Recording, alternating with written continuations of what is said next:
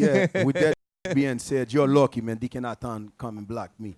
And you would have their fire on, man. Deacon Eythan, make sure you don't do a class about walk with the Giants. Walk with the giant. We ain't gonna accept that. Security, security. Yo, walking with the Giants was bad, man. Eyes up. You know, for Deacon Eythan, they're gonna be eyes up. That class ever again, man. All right. Cursed out. Okay. Joking. But anyway, yeah, today's class is called "The Spirit of Manslaughter and Sodom." I'm seeing too much homosexual stuff. It's pissing me off. It's everywhere. It's too much gayness.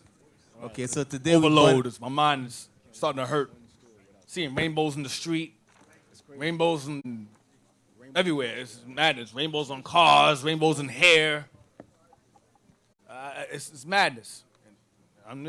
Y'all murmurs. I know y'all seen it. I hear y'all talking about it. Second is just 1 and 5. 1 and 5. This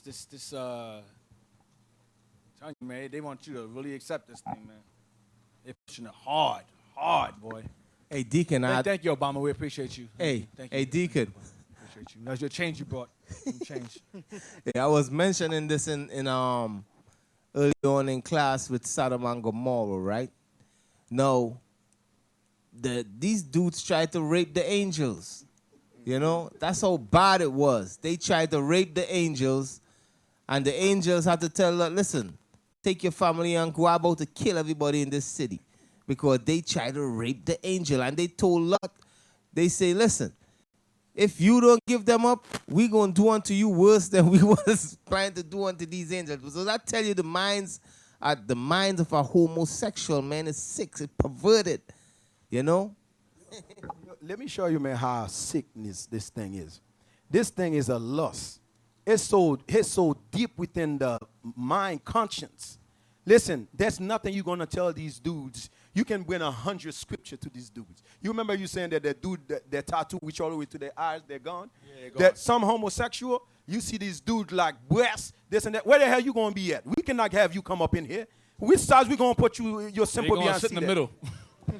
Yeah, you understand? You're simple behind going learn online, man. You're going to be talking about big breasts, big booty come up in here, thinking that, oh, I'm a man. Oh, brother, learn online, man. Yeah, one of their brothers talking about he take what is that? The pills? Hormones. Don't say it louder. Hormone. I said it for you. Hormone pills. Lava will say something other stuff. When he stopped taking these pills, then what's going to happen? When he stopped taking these pills, what's going to happen, man? Yo, don't come up in here with that, man. We pin online, man. You come up in here. Which side we going to put you? Now you got lustful brother talking about, oh, is there a woman over there? Yeah, man. There's a lot going on. There's a lot going on in these streets, man. It's like Ezra 1 and 5. There's the book of 2nd Ezra, chapter 1 and verse 5. Go thy way and show my people their sinful deeds, and their children their wickedness which they have done against me. It's the same thing Isaiah told us, the Lord told Isaiah to do. Read on. That they may tell their children's children, because the sins of their fathers are increased in them. Right, because the generations wax worse and worse, like we're seeing. Like, for example, Esau has this thing, he says millennials. I say black millennials. A black millennial and a white millennial is two different things.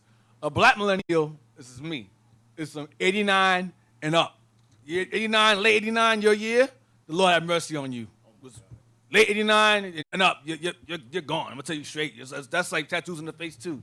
89, late 89 year, that's the year you were born, and up, you was on your way out. You was on your way to the gay club. I'm going to tell you straight. Yeah. On your way to the gay club, tattoos on your nose and your forehead, you've been finished. I'll tell you straight. Captain Yon, I'll have mercy on you, man. Yeah, mercy on you. A lot of you 89ers, I call you 89ers. 89ers and up, gone. Skinny pants, real tight pants, gone. No respect for elders, gone. Music, mumble everywhere, mumbles, gone. Read on.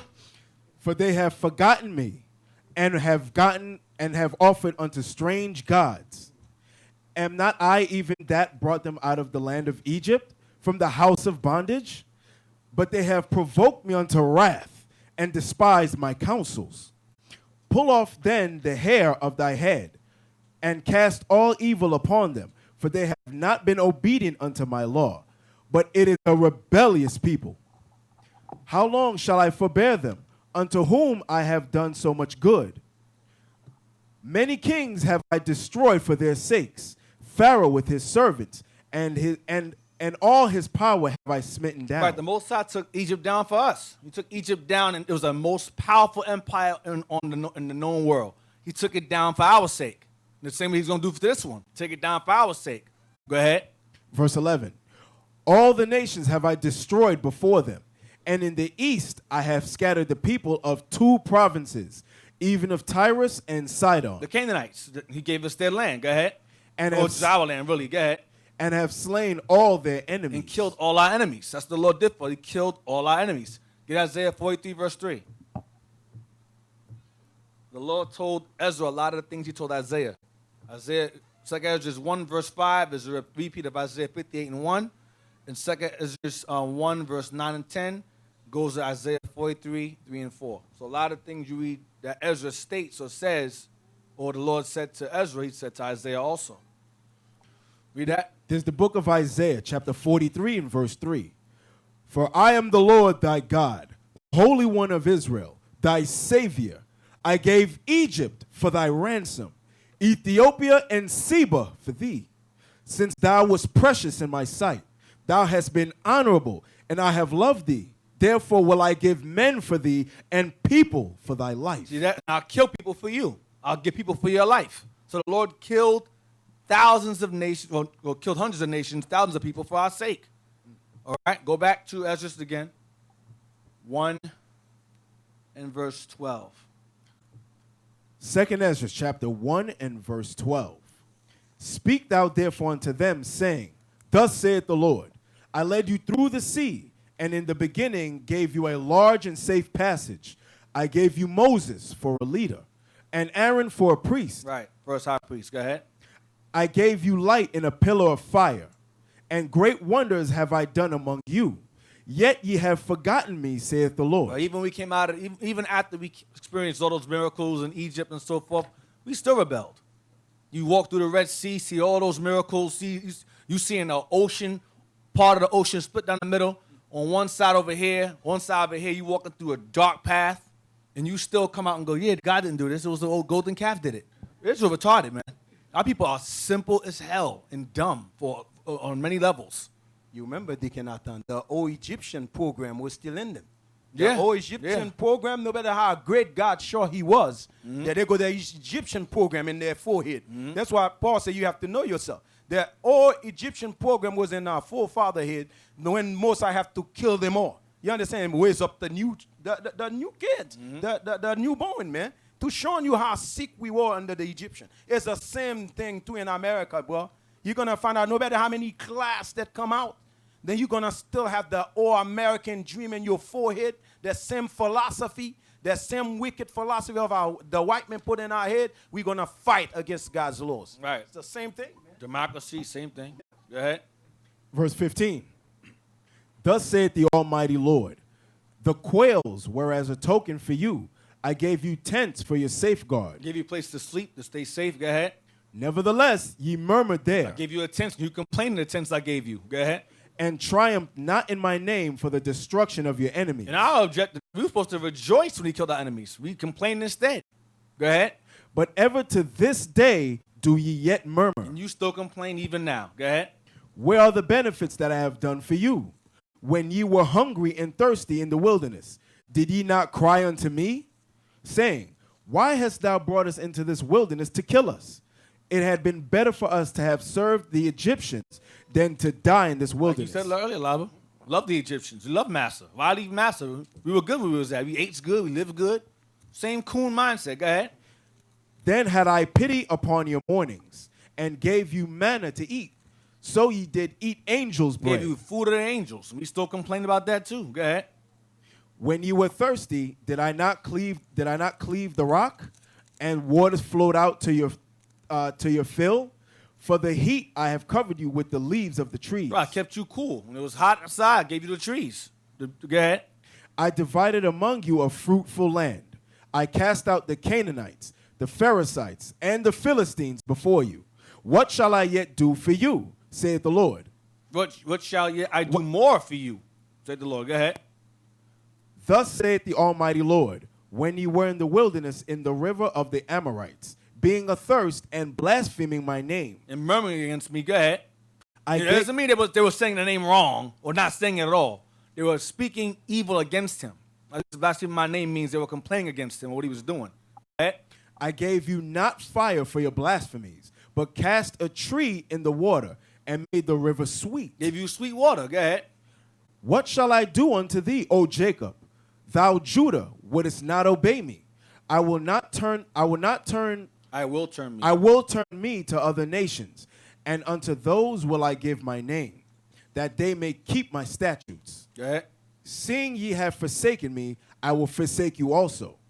When ye desire me to be gracious unto you, I shall have no mercy upon you. Go ahead. Whensoever ye shall call upon me, I will not hear you.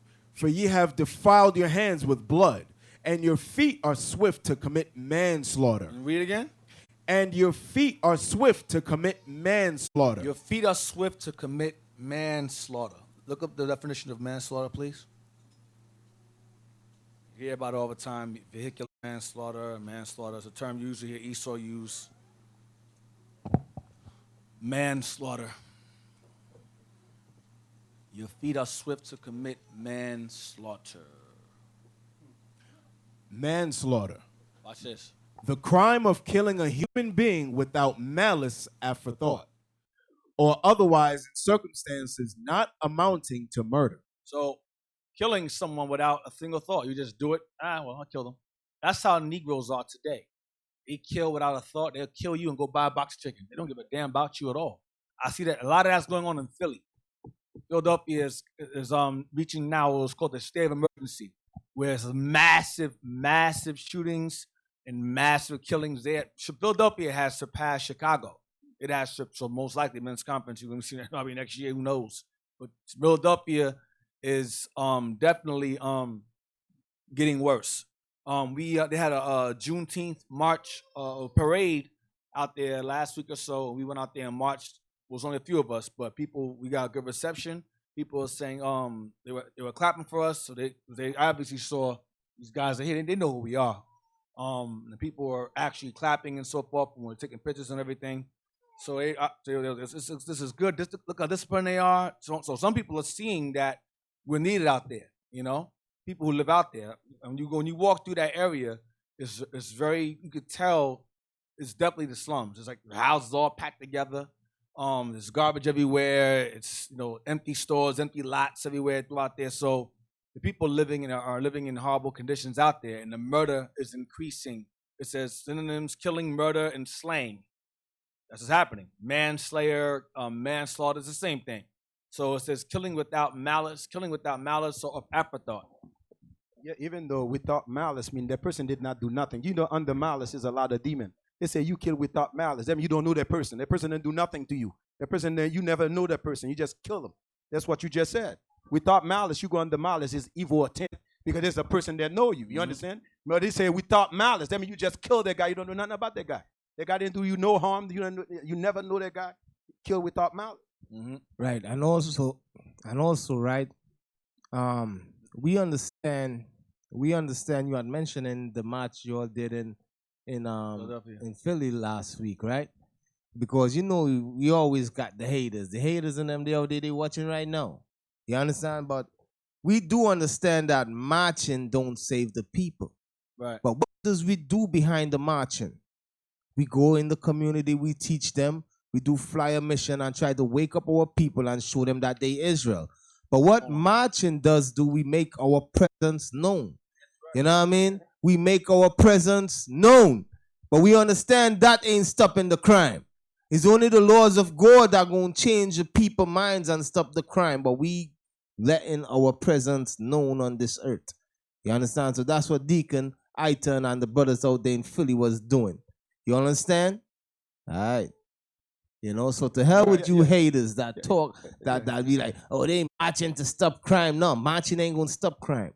We're making our presence known. You understand? As I said, we ain't stupid. We are just strategic. Strategic, yeah.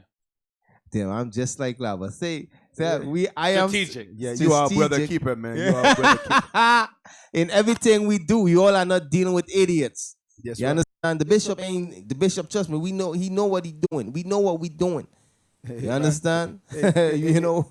Yo, Deacon, you feel like you wasting your breath telling these niggas that they're important. These niggas not important to me. You understand? Any niggas that will talk negative or something positive, you ain't nothing but garbage. That's who you are. That's who you're gonna remain until Most I put you simple behind to death. Because no way you can be an Israelite man. You see something that positive, you're gonna talk negative of it. That means you know good yourself. And like Eythan said, some brothers, they just need to be put to death. You understand? Then, you know, you're in a great times like that when double grace given to you. That's the way you talk. That means that you don't care about anything, man. You don't care about your brother. You don't care about our presence being known in the neighborhood. That make a big difference, brother. That's what Christ said. A light shall not be under what? If you are a light, everybody going to see you. You understand? It's not going to be underneath the bushes. You understand? It's going to be in a house top. Israel going to be known in this captivity, brother. You understand? We're going to be known. You act like we're going to be in the dark underneath. Yo, we are Israel. Let's hide. Nah, the whole nation going to know we are Israel.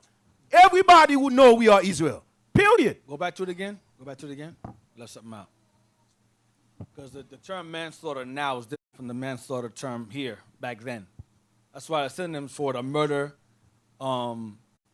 killing, murder, and slaying. Because that's the archaic term. The archaic term is you kill with intent. Manslaughter now means killing without intent. Go back without murderous intent. Go back like by accident, like a vehicular manslaughter. You're drunk driving. That's why it says without malice or forethought. I mean, you didn't think about doing it. It wasn't intentional. But the slaughtering here in this verse is referring to it being intentional. Okay, that's why in Timothy it mentions being a manslayer. So that's manslaughter scripturally. You understand? That's why I make sure people go, oh, he's reading it wrong. So I read it again. The crime of killing a human being without malice or forethought, or otherwise in circumstances not amounting to murder. So Esau has his own term for manslaughter. God has his own term for manslaughter also. God says we have manslaughter amongst ourselves, and we killed, but it was intentional. It was that's why it's literary, it's a slang, killing, murder, synonyms. So it's the same thing. All right? Go to, I want to go to, what verse is that? 26. 26, go to verse 27. 2nd Ezra, chapter 1, verse 27. Ye have not as it were for... Ye have not Go as... 26, we have to be 26 again. 26 one more time. Let's Verse, show it. verse 26. Yeah. Whensoever ye shall call upon me, I will not hear you. Watch this. For ye have defiled your hands with blood, So we know that's intentional. You have defiled your hands with blood. Go ahead. and your feet are swift to commit manslaughter. Manslaying, killing your people. Go ahead. With malice, intent. Go ahead. Ye have not as it were forsaken me, but your own selves, saith the Lord. Read it again. Ye have not as it were forsaken me, but your own selves, saith the Lord. Go ahead. Thus saith the Almighty Lord, have I not prayed as a father his sons, as a mother her daughters, and as a nurse her young babes, that ye would be my people, and I should be your God, that ye would be my children, and I should be your father? Go ahead. I gathered you together as a hen gathereth her chickens under her wings. But now what shall I do unto you? I will cast you down from my face. Cast you out from my face. I will cast you out from my face. And I'm going to put you in slavery. Go to Matthew 23, verse 37. Matthew 23, verse 37. He says, I gathered you together as a hen gathereth her chickens under her wings. And now what shall I do unto you? Matthew 23, verse 37. Matthew chapter 23, verse 37. O Jerusalem, Jerusalem, thou that killest the prophets. That what? Thou that killest the prophets. Manslaughter. Murder. Go ahead. And stonest them which are sent unto thee. How often would I have gathered thy children together, even as a hen gathereth her chickens under her wings, and ye would not. What is Christ quoting? Quoting the Apocrypha. It's not canon. Really? How's he quoting it then? Read again. O Jerusalem, Jerusalem, thou that killest the prophets and stonest them that are which are sent unto thee. How often would I have gathered thy children together, even as a hen gathereth her chicken under her wings, and ye would not. You wouldn't have it. Go ahead. Behold, your house is left unto you desolate. For I say unto you, ye shall not see me henceforth, till ye shall say, Blessed is he that cometh in the name of the Lord. So he says, behold, I will leave your house desolate. Means I'm going to take you out your land. Go back to Ezra again. 2nd Ezra chapter 1 and verse 31. When ye offer unto me, I will turn my face from you. From your solemn feast days, your new moons, and your circumcisions have I forsaken. That's all I want. That's all I want. Keep going. I'm sorry, keep going. Verse 32. I sent unto you my servants, the prophets, Watch, here we go. whom ye have taken and slain, That's what Christ just said earlier. Go ahead. and torn their bodies in pieces. And did what? And torn their bodies in pieces. And we tore our prophets' bodies in pieces. Go ahead. Whose blood I will require at your hands, saith the Lord. Manslaughter. You're going to find Israel, we are very, very violent and murderous people. Very violent. And the white man saw this amongst us. He saw it, and he said, I'm going to use this. I'm going to capitalize off of it. I'm going to put them in conditions and make them worse. They're already murderous then. I'll make them more so murderous now. All right? He says, you took the prophets and you tore their bodies in pieces. Hold that, get Hebrews real quick. I think it's Hebrews 12. You notice that what is the job of the prophet? To come to help them. Mm-hmm. They despise the helper, man. They despise it, hate them, man, who trying to get them out from the condition they're in. That's not today. That's what you see on YouTube today. Mm-hmm. It's the same thing. Same brothers. They come back doing the same thing. They despise the prophet of the Most High. Yep. Hebrews 11 and let's see how I want. Hebrews 11 and 37. This is the book of Hebrews, chapter 11 and verse This is 37. Paul speaking about the prophets. Watch this. They were stoned. The prophets were stoned. They were sawn asunder. They were what? They were sawn You asunder. know what sawn means? They were sawn in half. They would saw the prophets in half. That's what they would do to us. Lay us down and cut us in half. That's what Israel's doing to Israel, by the way. It wasn't the white man. It was Israel doing this to Israel. Go ahead. Were tempted, were slain with the sword. They wandered about in sheepskins and goatskins. Go on. What verse is that? That's verse 37. Go ahead. They wandered about in sheepskins and goatskins, being destitute, afflicted, tormented. So our people took much pleasure in killing our own. The white man saw it and said, damn, okay, that's what they do? Well, okay, I'm going to use this. So go back. Let's go to Ezekiel 16:20. So I'm going into this for a reason regarding the murder. Israel is always prone to killing each other without a thought, even now. There's the book of Ezekiel, chapter 16 and verse 20. Moreover, thou hast taken thy sons and thy daughters, whom thou hast borne unto me, and these hast thou sacrificed unto them to be devoured. Is it this of thy whoredoms a small matter? So read again. Moreover, thou hast taken thy sons and thy daughters, Children, go ahead. whom thou hast borne You unto just me, had, go ahead. and these hast thou sacrificed unto them to be devoured. Devoured by flame. We're throwing the fire. Go ahead. Is this of thy whoredoms a small matter? No, it's not. Go ahead. That thou hast slain my children and delivered them to cause them to pass through the fire for them? That's a devour. They're devoured by fire. Because there was a place we had called the Valley of Hinnom. We bought a place called the Valley of Hinnom. And Hinnom was a refuge, was a place where we took our garbage and we burn it. Because you're supposed to burn your garbage. The white man says, no, let's take the garbage and put it in a pile in the ghetto in Pelham Bay Park in the Bronx. Put a big tarp over it and let it sit and simmer in the sun for years and years. Garbage is supposed to be burned. You're supposed to burn the garbage. Not what they call it. They call it not a waste, a dump. Landfill. Thank you. They call it a landfill. Put a big hole and dump garbage and let it sit there. The hell for? The Lord says to burn the garbage. It's toxic for the air. And you'll find these landfills in ghettos or near where people where Jake lives. Yeah, right. They got one in like right off of the Bells, right by Pennsylvania there. They got one there for years. I just used to be smelling a real stink scent. I Yeah, used to be like, landfill. where that scent come from? So what they did, they dumped the garbage, they cover it up. With a big You tarp, know, yep. yeah, they cover it up and they put some grass on top of it to make it look nice. But when you're driving on the belt, when you hit Pennsylvania right there, before you exit 14, 15, that big space up there, that's a landfill. It's garbage. You know what I mean? That's garbage. You're supposed to burn the garbage. But Edom hates God. He goes, well, God says, burn it. I'm going to let it sit because I'm so special and y'all love me. So he does. So what Israel decided to do was, look, we're going to take this place where we throw our garbage and burn the burns. We're going to take the babies that we have and throw them in there instead and worship Baal and worship different gods. That's what we would do. So as soon as a child was born, we take it out and they would throw it into the garbage, pretty much. Kind of like what you do now in the medical clinics now, Planned Parenthood. That's the refuse place. Right? So you take the baby apart piece by piece, rip it out piece by piece, neck first. And they feel pain also, by the way, just in case you think they don't. If their heart's beating, they're going to feel pain. But Israel has been convinced by the devil himself, or herself, his woman, that that's okay.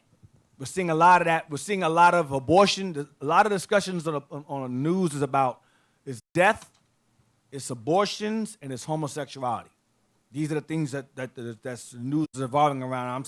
I'm seeing like on a the thing in Israel right now as we speak. right. So it's spreading heavily in Israel. So read on. Verse 22. And in all thine abominations and thy whoredoms thou hast not remembered the days of thy youth, when thou wast naked and bare, and wast polluted in thy blood. You was in Egypt. Go ahead. And it came to pass after all thy wickedness, woe, woe unto thee, saith the Lord Destruction, God, destruction unto you. Go ahead. that thou hast also built unto thee an eminent place, and hast made thee an high place in every street. And thou In a hast place to worship, or in this instance, referring to like a brothel, but it's referring to Israel building chapels and places to worship different gods. Go ahead. Thou hast built thy high place at every head of the way, and hast made thy beauty to be abhorred, Beauty I gave you, you ruined it. Go ahead. and hast opened thy feet to everyone that passed by, You're like a whore. You open your legs everywhere that pass by, like a prostitute. Go ahead. Spiritually. Go ahead. and multiplied thy whoredoms. Go ahead. Watch this. 26. Thou hast also committed fornication with the Egyptians, thy neighbors, great of flesh, and hast increased thy whoredoms to provoke me to anger. I mean, we start to follow the ways of the Egyptians, to follow ourselves with the ways. We spiritually kind of lay with them in a way. We lay with them as the Most High refers to Israel as a woman. So any nation that will come by, Israel will open their legs to them spiritually and lay with them and learn their doctrines. And be defiled by them. So he said we defiled ourselves with the Egyptians. Watch, give me I'm jumping ahead, but I'm gonna do it anyway. Give me Give me a second if I want to go there. We think I want to go there. No, Wisdom of Solomon first. Wisdom of Solomon 14:22.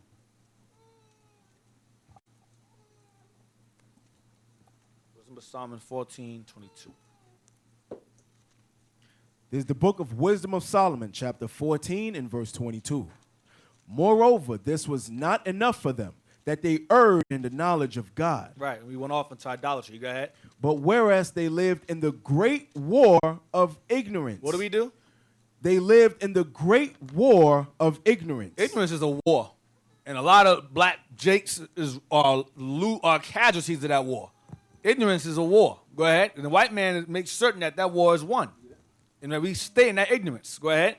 Those so great plagues called they peace. And ignorance is a plague, and we call it peace.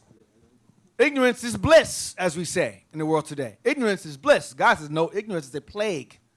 Not knowing is not good. Go ahead. For whilst they slew their children in sacrifices. What do they do? For whilst they slew their children in sacrifices. So the sacrifice back then was to other God. The sacrifice today is to you. You are your own God. Your own convenience, your own personal reasons, mainly convenience. It's not based upon rape or incest. That's in the small single percentage of the 90th percentile of riot abortions take place because of convenience. I don't want this child because I wasn't ready. Your legs are open, you were ready then, but no, now that he is skeeted, I'm not ready for that. I don't want to go in there. I prefer the back or the bed, not me. So now I don't want that. I'm gonna kill, rip it out, whatever. Then Esau's law now is you can kill it as late as 9 months. That's a full baby. That's like Understand? That's not. Oh well, there's no legs and hands. 9 months is full term. Nah, you need 10 months or 10 months really. 9 months is 10 months, but you get the point. That's a full term. They say you can rip it out. The guy. There's a video. The guy asked. Patient Saints brothers in Atlanta, IUIC Atlanta. They showed it. The guy asked the woman. He said, so. The law, based upon the law, because you know Esau's law, they're slick. Esau knows his law. He goes, so by your law, a woman can abort a child as late as 9 months? The woman was like, yes. But if he didn't ask, he wouldn't say nothing. But that shows you how far it's going. So now they're trying to have passed laws now to basically say no more, trying to end it. Trying to end Planned Parenthood, all that. So Trump's against it. All praise the Lord, he's against that. That dude is crazy. But he has some sense in some regard. Nah, man. Something, I don't care who died with Trump, he cannot stop, man. There's a bunch of murder people up in here. Listen, even though inside Israel today, man, you're going to have sister, what they're going to do, they're going to have to commit abortion. You know what they do? Because up in here, they say they don't have a husband here. We know them don't have a husband. So while they're dealing with other brothers, others in the world, guess what? They're fine to be pregnant now. Their shame they're going to come out of that is that, yo, these guys know I don't have a man. How the hell I'm going to come here? How I'm going to describe it? How I'm going to tell these guys there? You understand? Because they only fear men. They don't fear God. You understand? Israel is time. I'm hoping these scriptures, he will seek in your head, you're able to understand it. These scriptures don't come out because we just decide to bring it out. It's bring it out because some of you is doing it right now as we speak. You understand? You're killing your babies, man. It's time to stop. It's time to stop. Stop the habit. It's a habit of abortion. It's a habit being a homemonger. It's a habit being a hoe. We have to stop these things. 1 second. Go back. What was that? Was it Ezekiel? Did they kill? 1 second. Because a lot of these things that you're gonna realize is because we in a lot of day. We cannot play with our life, playing with our soul, thinking that, we have tomorrow. Right. What about today? Today is the day. You stop doing whatever evil you was doing. That's what the Sabbath is all about. Stop your evil you was doing, man. Go back to Ezekiel 16:21 again. Go back to it again. This is the book of Ezekiel, chapter 16, verse 21. Thou hast slain my children. And I was saying what? Thou hast slain my children. Would the Lord say? Read again. Thou hast slain my children. The Lord said, you slay my children when you do that. It's not yours. It's mine. You're slaying my children. It's yours because it comes out of you, but before it's formed. Who put it in there? The Lord. I put it in there. I formed thee in the belly before I knew thee, so you're killing my children. I'm putting something in you. You're saying, no, God, I don't want that. I don't want, no. The middle finger to you, I don't want that now. That's what you're saying. He says, you slaying my children. Whether you have it killed before it comes out, or you have it killed after it comes out, it's all the same. It's still abortion regardless. Go back. Look up the definition of abort, please. Some of y'all know what that word means. Some help you understand what it means. I know people, white man throws it around. He says the white man and woman say it so nicely. Y'all know what that word means. Some of you help you. Abort, abort, abort. They say it so lightly and kind. Abort, abort, abort. I thought they say it, so it takes off the evil of it. So I'll help you. Let's read what it says. It says, carry out or undergo the abortion of a fetus. That's a baby, right? But that's not what I want. Let's go down to bring to a premature right there. Click more, please, and blow it up some so the words can be big and they can all see it, especially on the right-hand side of the room, my right-hand side. And you men too, because a lot of you men are wicked as hell, and you make them, you cause them to do it also. So blame is not solely on the sisters. I'm not going to blame y'all tonight. Move it over to the right. No, Deacon Eythan, listen, let them take responsibility for that. No, I am. You understand? I am, but I'm saying the men are responsible, Lava, because it starts with us first. Women do it. They shouldn't do it. You're right. Yeah, but at the end of the day, you understand? You have to be some type. When you said a lot of times we talk like that because the man is supposed to be the head over the house. That's what I'm saying, right? You understand me? But at the end of the day, day of judgment, they're not going to say them anyways. Right. No, the Lord going to say, yo, what would you say? You heard the Right. same scripture. Right. What did you do? Right. Abort. Bring to a premature that part? Yeah. Bring to a premature end because of a problem or fault. What problem? Yours? Whose fault? The baby's? No, you. The fault is you weren't ready. The fault is the man you were laying with did not want the child. So you go, you bring to a premature end, meaning you bring it to an untimely end, meaning you kill it. When someone meets an premature end, they die before their time. That's what premature end means. Click read synonyms, please. Synonyms: halt, stop, end, call off, cut short, Cut short means to kill. discontinue, Discontinue means to end. terminate, Terminate. Click terminate, please. Like the movie Terminator. What's his job? To terminate, right? Go down, please. Terminate. Read those. Go move it over. Move it over some. What does it say? terminate, bring to an end, That goes back to kill. Go ahead. Synonyms for that. bring to an end, bring to a close / conclusion, close, conclude, finish, stop, put an end to, put a stop to, wind up, discontinue, break off, cease, cut short, Watch this. bring to an untimely end, Watch this. abort, Next one. axe, Click X, please. Move it over some. See that? axe, Click more. Go ahead. axe, a tool typically used for chopping wood, usually a steel blade attached at a right angle to a wooden handle. Synonyms: So what? No. I don't want that. No. So what is the axe's job to do? Is to cut it off. Cut something off. Remove a limb or remove a tree limb, whatever. It's to cut. Go back now. Go back to abort again. Let me show you how heavy that demon is. You know that if a person commit abortion, you say that that's wrong. You know what that question tells you. What about if that person was raped? But that's not what I'm asking you. To showing you that person that commit the act don't have no answer behind the evil she had done. You understand? So now she asking you question like, but you was not raped. That's not what we're talking about there. Right. You understand? They're showing you that they still want to justify their wickedness. Read the next definition here of a pregnant woman or female.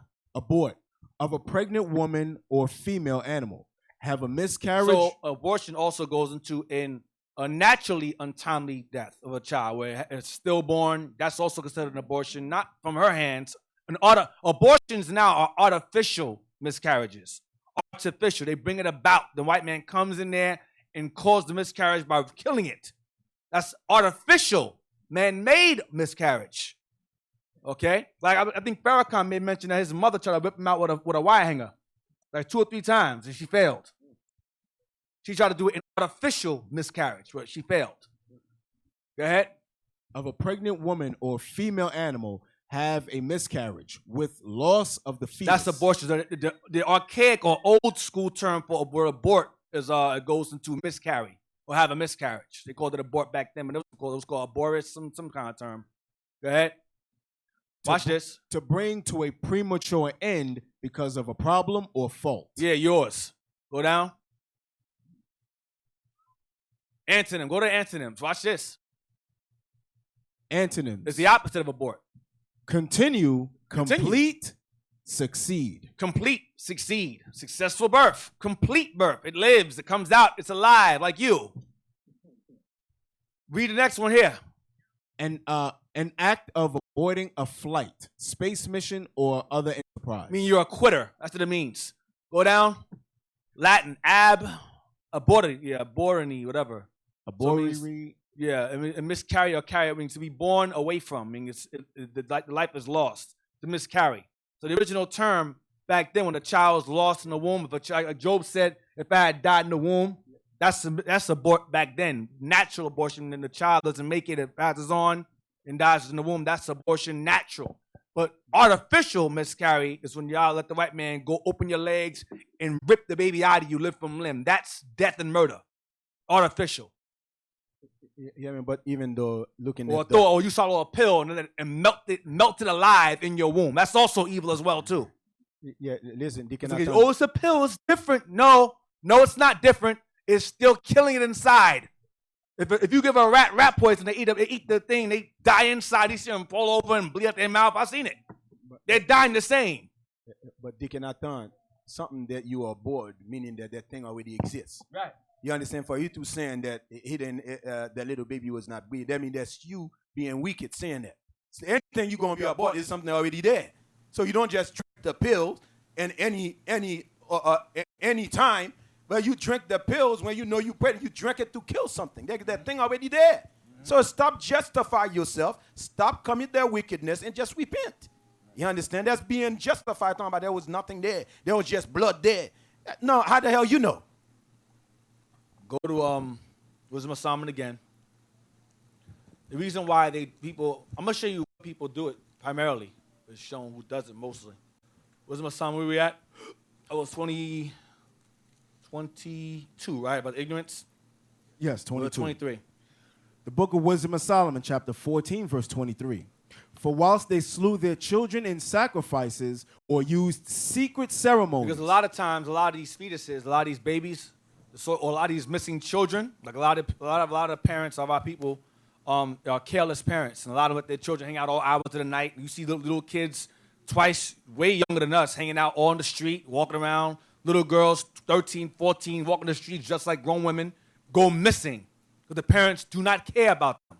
So a lot of times, they'll say conspiracy, but a lot of times, in some instances, well, I say some instances, you'll have secret societies that will take the children and they'll sacrifice them also. Or they'll have child trafficking going on as well. I'm going to get caught up in that. And our brothers be involved in that too. Ancestors be involved in that child trafficking stuff. Or they'll take the children and kill them and use their organs in the market and so forth. Because I remember our organs are the strongest organs.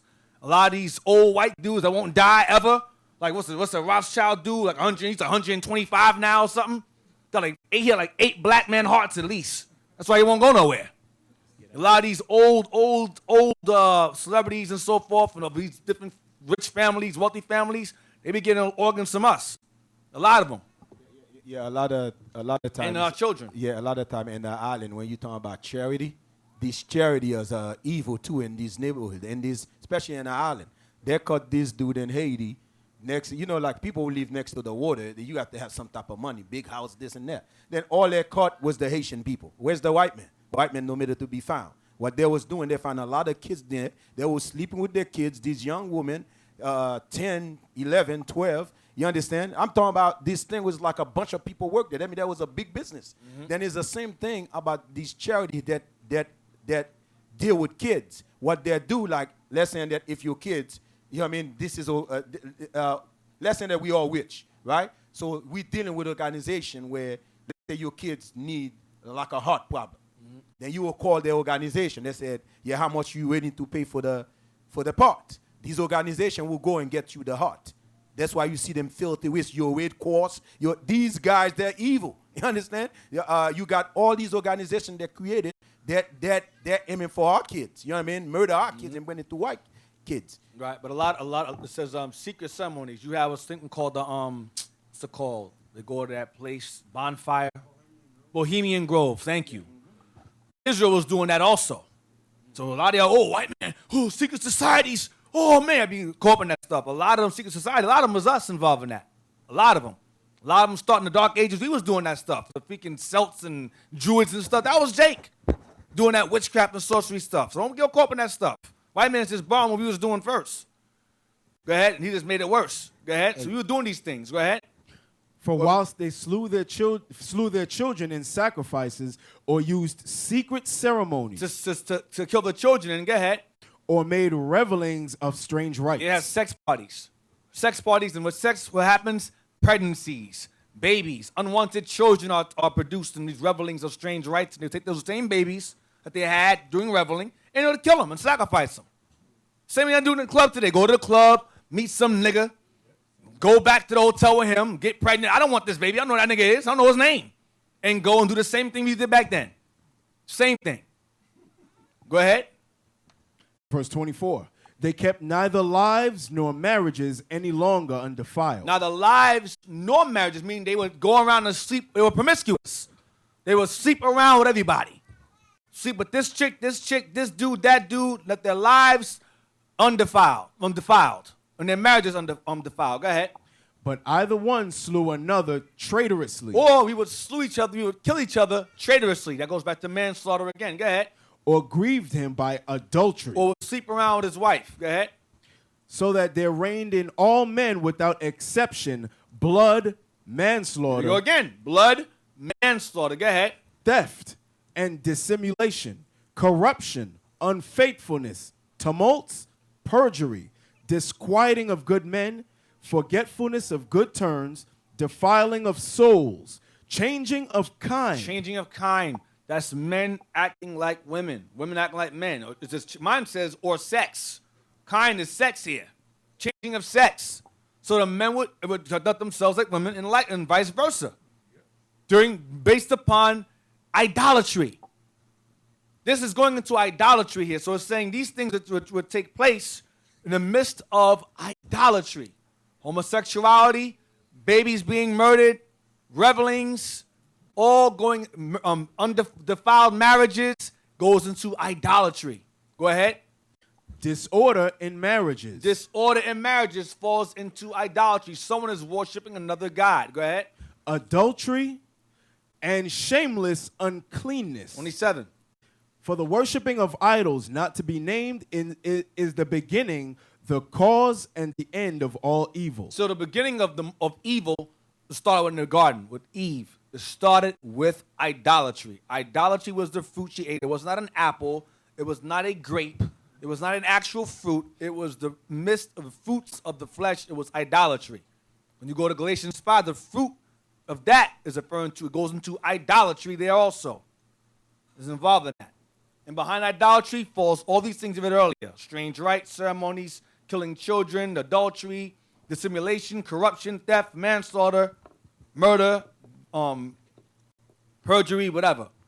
So now, let's get, I'm going to say it. I ain't even saying it to you. Talk, love. I'm saying it to you. Hey, the scripture, remember earlier on we had mentioned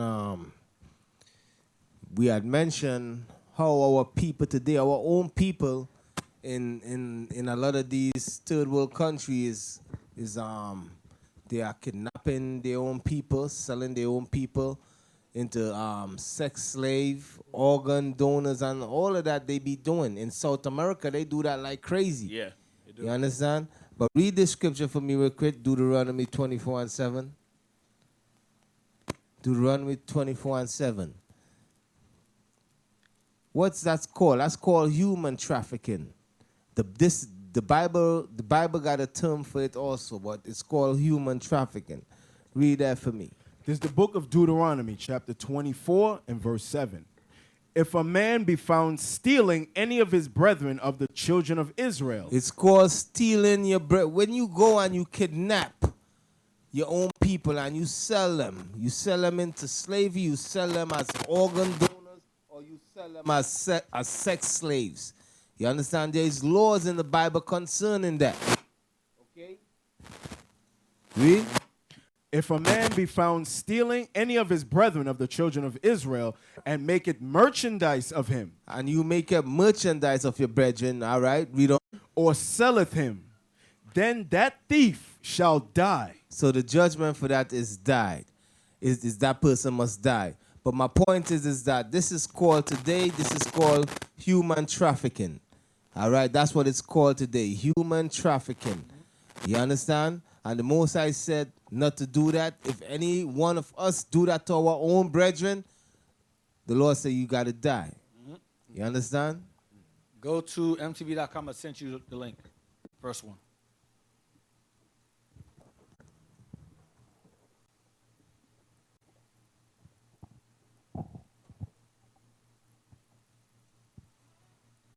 Let's see who's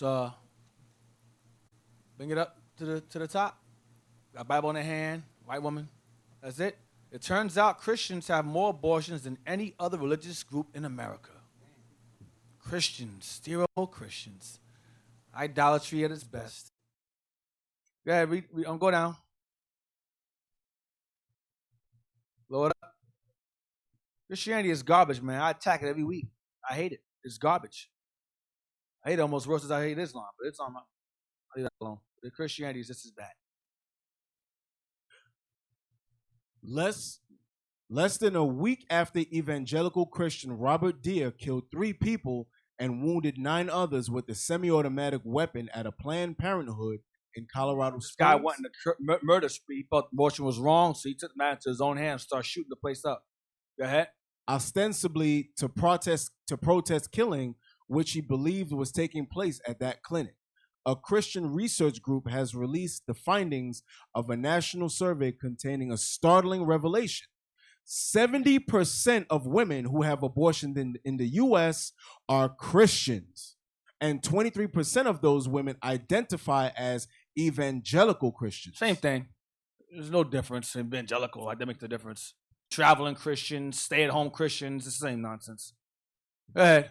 The survey was conducted by the Lifeway Group in partnership with the Pregnancy Center Support Organization, CareNet, which also runs the, quote, the nation's only real-time call center providing pregnancy decision coaching. Pregnancy decision coaching. You need a coach to explain to you what decision you should make when you're pregnant. A coach. Oh, man. Yeah, why don't you, before you open your leg, you right, go don't for you the have a coach trying to keep your legs closed? Go ahead. With hopes that those who will call in will be, quote, transformed by the gospel of Jesus Christ and empowered to choose life. So the Christians will give them counsel on the decision of a pregnancy.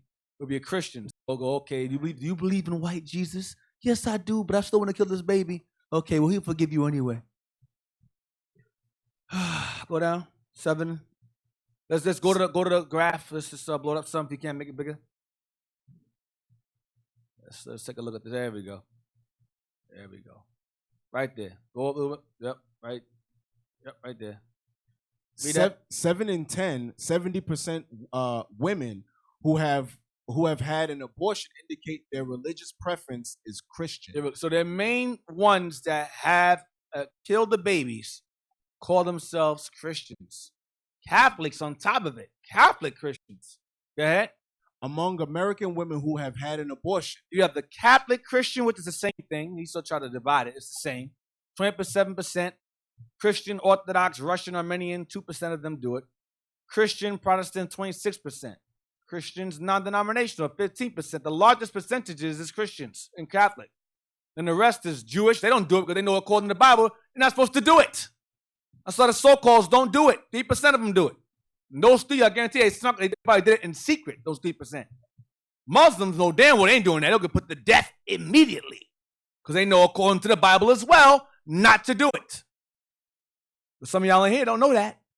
The devil knows it. The Arab devils know it, but y'all don't understand that. Hindus, Indians, they're like, we ain't doing that. 1% do it. Jehovah's Witness, that's a lie right there. Yeah, that's Jehovah's Witness. Goes back to the top categories on the top. Jehovah's Witness is 27%. 27. And 26%. That's them. We're different. No, you go up the top. Christian Scientists. I don't know what that even is. So that's why it's 0%, because don't know what that is. Jehovah's Witnesses, 1%. Yeah, okay. That's 1% added to the 27%. So 28% on top. Let's still up there. Unitarian, I don't know what that is either. Atheist, 4%, which goes back to 27% also. They're atheists too. They go to you add 4% more to 5% more to 27%. Because Christians and atheists are the same thing. So yeah, 31%. Agnostic, 8%. That's knowledge. Okay. No preference. I guess the non-denominational, they don't believe in religion at all. 7%. Other, 3%. I don't know what other is. Okay. Other, whatever that is. Christian, Protestant was defined as including Adventist. Okay, here we go. Christian includes, Protestant was defined including Adventist, Seventh-day Adventist, Baptist, Church of Christ, Church of God, Episcopal, Lutheran, Methodist, Presbyterian. So that falls under the Protestant, and you go to the top, the 26%. But Jehovah's Witness is involved in that also. They're trying to be slick. Let's go down. What is your religious preference? Select one. No, I select none because they're garbage. That's the answer. Put A, none, A. Read the rest, the survey. The survey, which polled 1,038 women who'd had abortions from across the U.S., found that almost 40% of those women were attending a Christian church once a month or more at the time of their abortion. Once a month or at the time of their abortion, they're going there. So they're not learning anything. They're not learning anything in church. Go ahead. But that a majority of the women who attended church regularly kept their abortion a secret from their church community, mostly out of fear of being judged or condemned. Oh, man. Yeah, I was just about to say that. The reason that you see that mentioned that because they're inside their churches, they fear that people inside what they're gonna think. So they're more Christian is commit abortion than any numbers. Go ahead. Because Christians, they gossip, they murmur. I'm going in. Go ahead. Almost half of the women agreed that, quote, pastors' teachings on forgiveness don't seem to apply to terminated pregnancies. Read it again. Pastors' teaching on forgiveness. No, the top. Almost half of the women. Almost half of the women agreed that pastors' teachings on forgiveness don't seem to apply to terminated pregnancies. Because they don't. They do not. When you know better. Go ahead. And 54% agreed that churches, quote, oversimplified decisions about pregnancy options. Oversimplify means they go, you shouldn't do it. They go, you're making it sound like it's easy to have raising a child on your own. It's not easy. But it's also easy to keep your legs closed. But you don't choose to do that. Go ahead. Even sadder, 64% of women agreed that, quote, church members are, scroll up, Bring it up. more likely to gossip about a woman considering an abortion than help her understand her options. Go ahead. Disturbingly, There is no option. God doesn't give options. He says, have it. That's it. There's no option. There is no option. Go ahead. Disturbingly, there's also ancestral evidence to suggest that Christians who have received abortions are among the most vocal opponents of abortion rights. Wow. So read again. Disturbingly, there's also an Anecdotal anecdotal evidence to suggest that Christians who have received abortions That Christians who had abortions, go ahead, are among the most vocal opponents of abortion rights. are against it. They having abortions in secret and going, picket signs, abortion's wrong, but they did it themselves. Christianity is garbage, man. Go ahead. In her recent memoir of, quote, My Life on the Road, journalist and activist Gloria Steinem writes, Hold on. We got to throw that name for a minute. Gloria Steinem is alleged to be a CIA operative that was sent in, and she was behind a magazine called Miss Magazine that further pushed feminism into the black woman's mind. And basically pushed that whole independent woman mindset that white women had into the black and Hispanic woman's mind. In turn, pretty much destroyed the family structure. There's a video where she turns around and says, I learned feminism from black women. No, that's not what happened. She put that nonsense into the minds of our sisters. Like the woman, like you had before her, you had Susan B. Anthony, you had Katie Stanton, and Amelia Bloomer. These were the foremothers of feminism. They pushed women wearing pants, they pushed the bloomers, pushed the pants, and they also were behind the brainwashing of Harriet Tubman, who became a feminist in her old age. Okay? They pushed that, we're women's called, it was called women's suffrage movement back then. Women's suffrage movement back then. They pushed that vibe or whatever, and further pushing the equality of women and men together being equal. And then they put that nonsense into the minds of our sisters. And that's how our family structure, the black family structure in particular, was targeted. And Gloria Steinem was behind that targeting. She was behind it. All right? There's a picture of her real quick. There's a picture of her with a black sister with an afro with their fists raised up.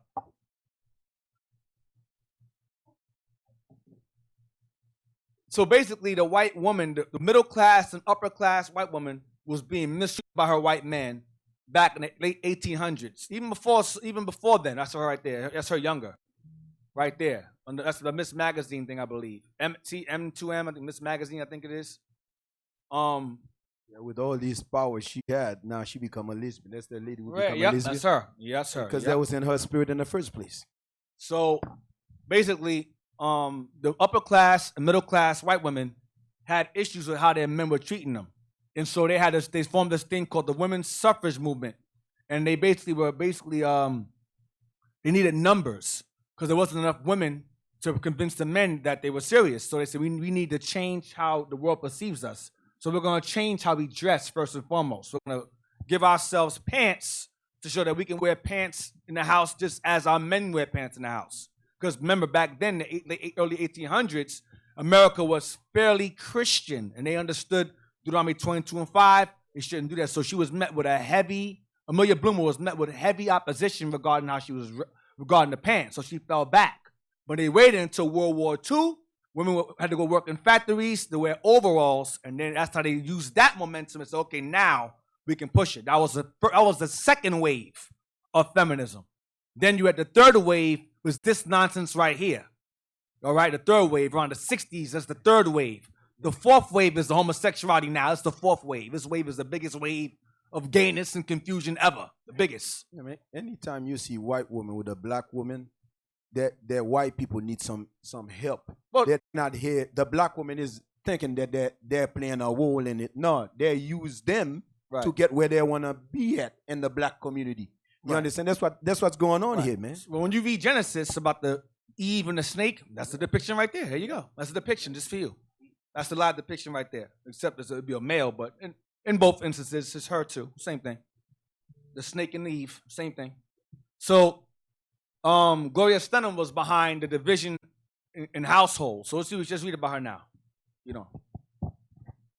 In her recent memoir, My Life on the Road, journalist and activist Gloria Steinem writes, quote, "When I visit clinics, I've learned to ask the staff if they have ever seen an anti-abortion picketer come in, have an abortion, and go back to picketing again, from Atlanta to Wichita, and the answer is yes." Wow.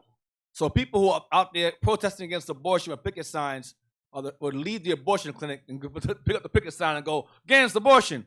I'm against abortion," after they did it. Madness. Go ahead. Yet because staff members see the woman suffering and guard her right to privacy, they don't blow the whistle. Wow, so members see it and don't say anything. Go ahead. Steinem says that when she initially expressed disbelief over these stories, a clinic staff member explained to her, quote, that women in such anti-abortion groups are more likely to be deprived of birth control and so to need an abortion. Right, because they're against abortion, they don't use birth control pills or whatever, so they're more natural to get pregnant easier.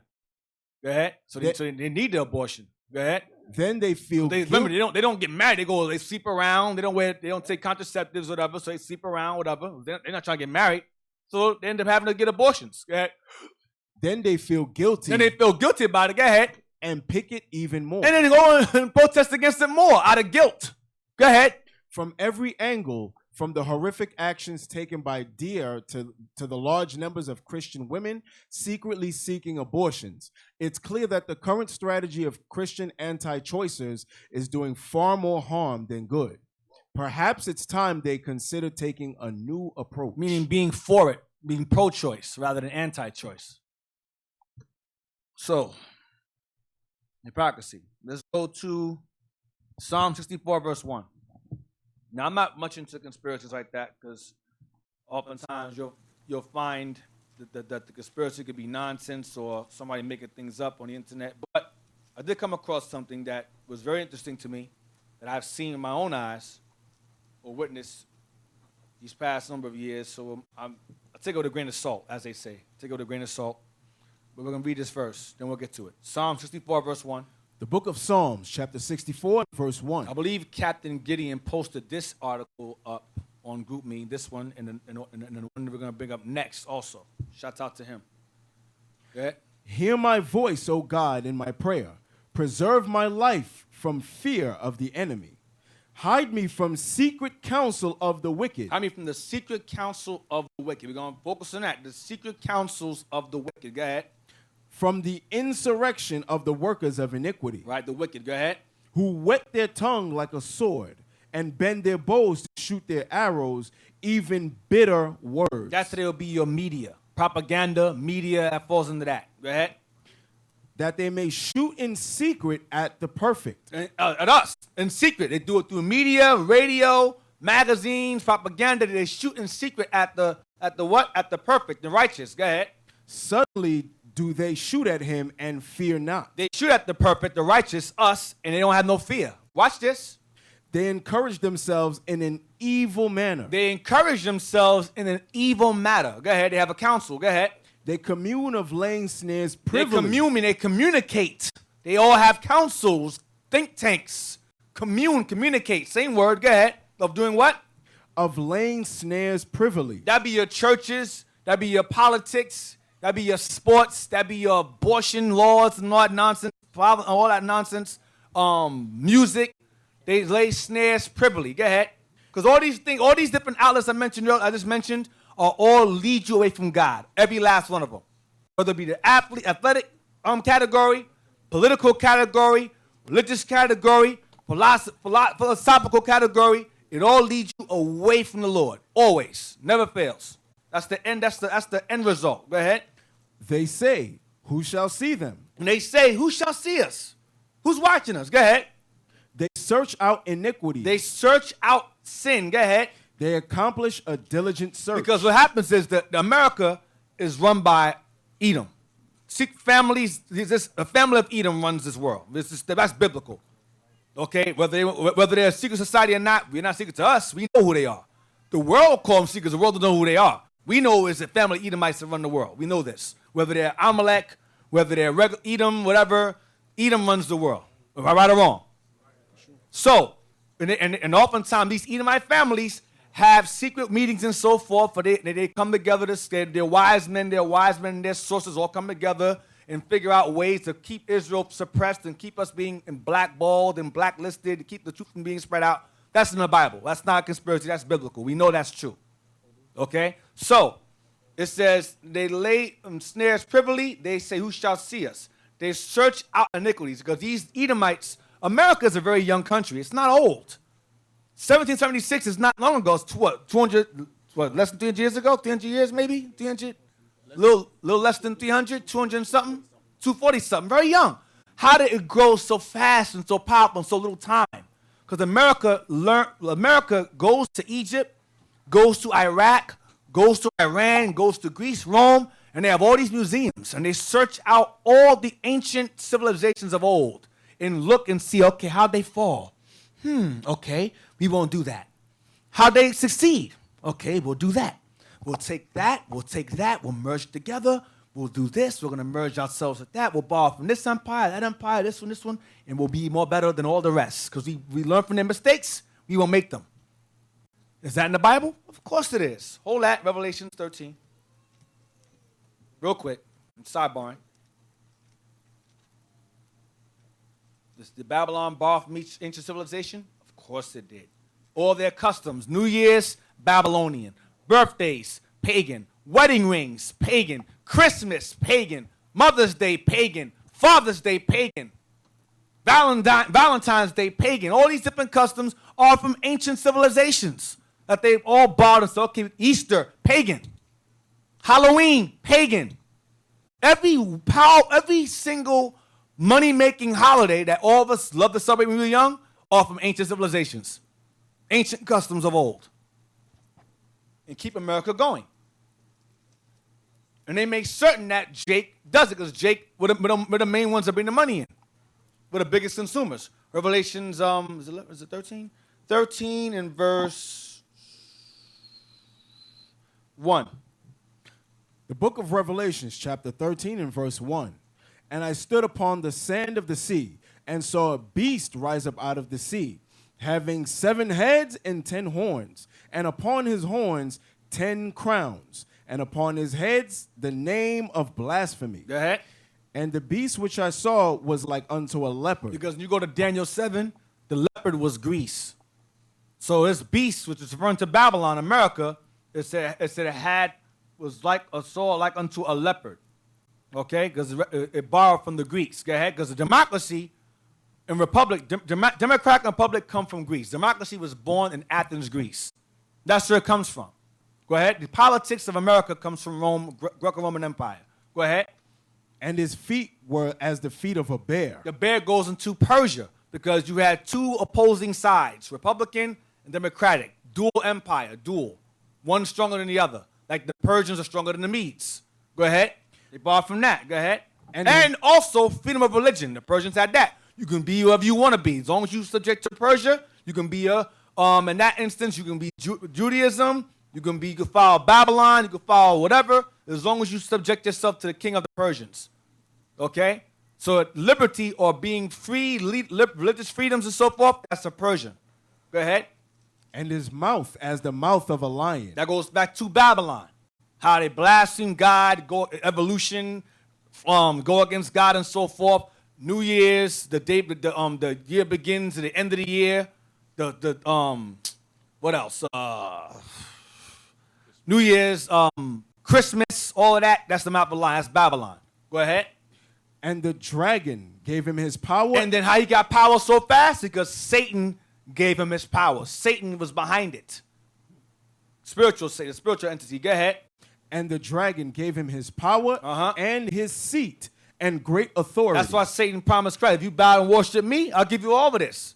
The same way I give to America, I'll give to Christ. Said, nah, I'm good. I'm good. Nah, I don't want that. I'm going to get it regardless. I don't need it from you.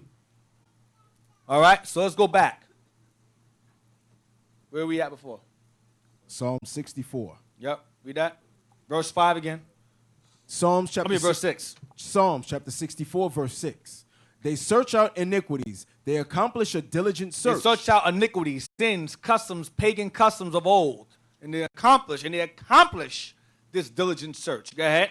Both the inward thought of every one of them and the heart is deep. Because the so-called white man, unlike our people, they have contingency plans. Where this plan will fail, plan B will succeed. Where plan B will fail, plan C will succeed. Where plan C will fail, plan D will succeed. And it will all fall against us. Anywhere you run, anyway, it's a rat race. No matter where you go, a hamster wheel. Whatever you do is going to be for our benefit. Go ahead. Their ideals. Esau's thought is deep. We're going to give them cell phones. And then with the cell phone, they love cell phones. Let's put tracking devices in the cell phones. Let's make it so that, let's put cameras in the cell phones. Let's put recorders in the cell phones. Let's save the text messages. Let's record the text messages. Yeah, we can keep track of these niggas. Yeah. What? Let's do Amazon. Yeah. Let's follow their searches. See what books they buy. Yeah. We ain't got to follow them around the street no more. We just follow them on media. We can just follow them on the street and follow them on the internet. Yeah. That'll work. What you think, Biff? Yeah, it'll work, Biff. Yeah. All right, Tom. You think, Tom? Yeah, it'll work. What about you, Chip? Yeah, it'll work, Bob. Yeah, all right. Let's do it. Let's do it. Let's go for it. Yeah, you know how good these people are. Then even though they all sit in a table, they all agree, there's going to be one of them who said, down the line, there might be a problem for us. He said, I got the answer. Mm-hmm. Yep. That's how they think. They think well, you know what I mean? Yeah. 5 of them will be on board. The one, the sixth who said, I got the answer. Down the line, they're gonna transfer. I got that one. This is the new information for the for the 6 years from now. I got the information. And then, if any one of us decide to be a snitch, then we'll just have each of us. Some of us know this. We'll put that out there to make secret information on the internet. See, I learned this. Secret society. See, they're like, they believe that. That's not real. They put things out there. Yep. That's why I say, what you get on the internet, take it with a grain of salt. Go ahead. They throw you off of them. Throw you up their trail. Go ahead. Verse 7. But God shall shoot at them with an arrow. Suddenly shall they be wounded. That's going into a missile eventually. Go ahead. So they shall make their own tongue to fall upon themselves. Because occasionally you'll have the Edomite that will have the Most High will move his heart to follow pagan Christianity, white Jesus, and he'll go, you know what? This is wrong. This is against the liberties of the people. And he'll go and he'll spill some stuff that they allow him to spill. Yeah, for example, a white man would say, yo, you see the white people that say they are Jews? They're not Jews. Right, them. But they will never tell you black people are the original Jew. Right. They'll say, those are Kazai. Go this and that. Those are this. But I'm ready to see which one of them are the Jews. Right. They won't say it. They'll never tell you who's the Jews. Right. Esau calls them whistleblowers. Yeah, whistleblowers. Read verse Verse 9. 8 again. Verse 8. So they shall make their own tongue to fall upon themselves. All that see them shall flee away. And we'll be aware of them now because they're being told on. Go ahead. And all men shall fear and shall declare the work of God. When the word of God exposes them. Go ahead. For they shall wisely consider of his doing. So now, give me expandourmind.com. I didn't go through all. I didn't finish it. I didn't go through all these. I had time to go through all of these. There's too many. But this is something that Captain Gideon had posted also regarding these societies, Edomite families, and what they're doing. Got it? Expand our mind. We're going to see a picture of an Edomite. We're going to go where it says, anyone who has read a few Orthodox ancient prophecies. Expand our mind. I sent you the link already. It's under, it's in the group me.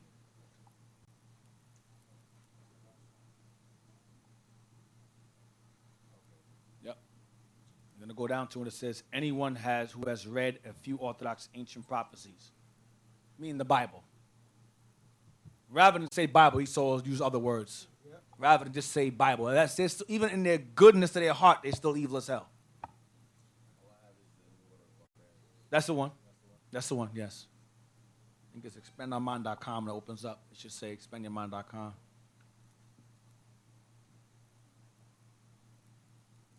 That's it. That's the one.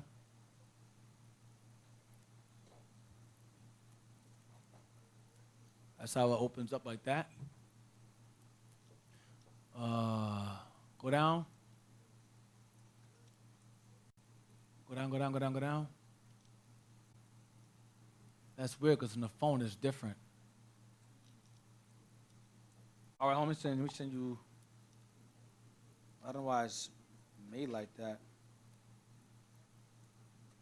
I'm going to send you another one. Hold on a second. I'm going to post it again.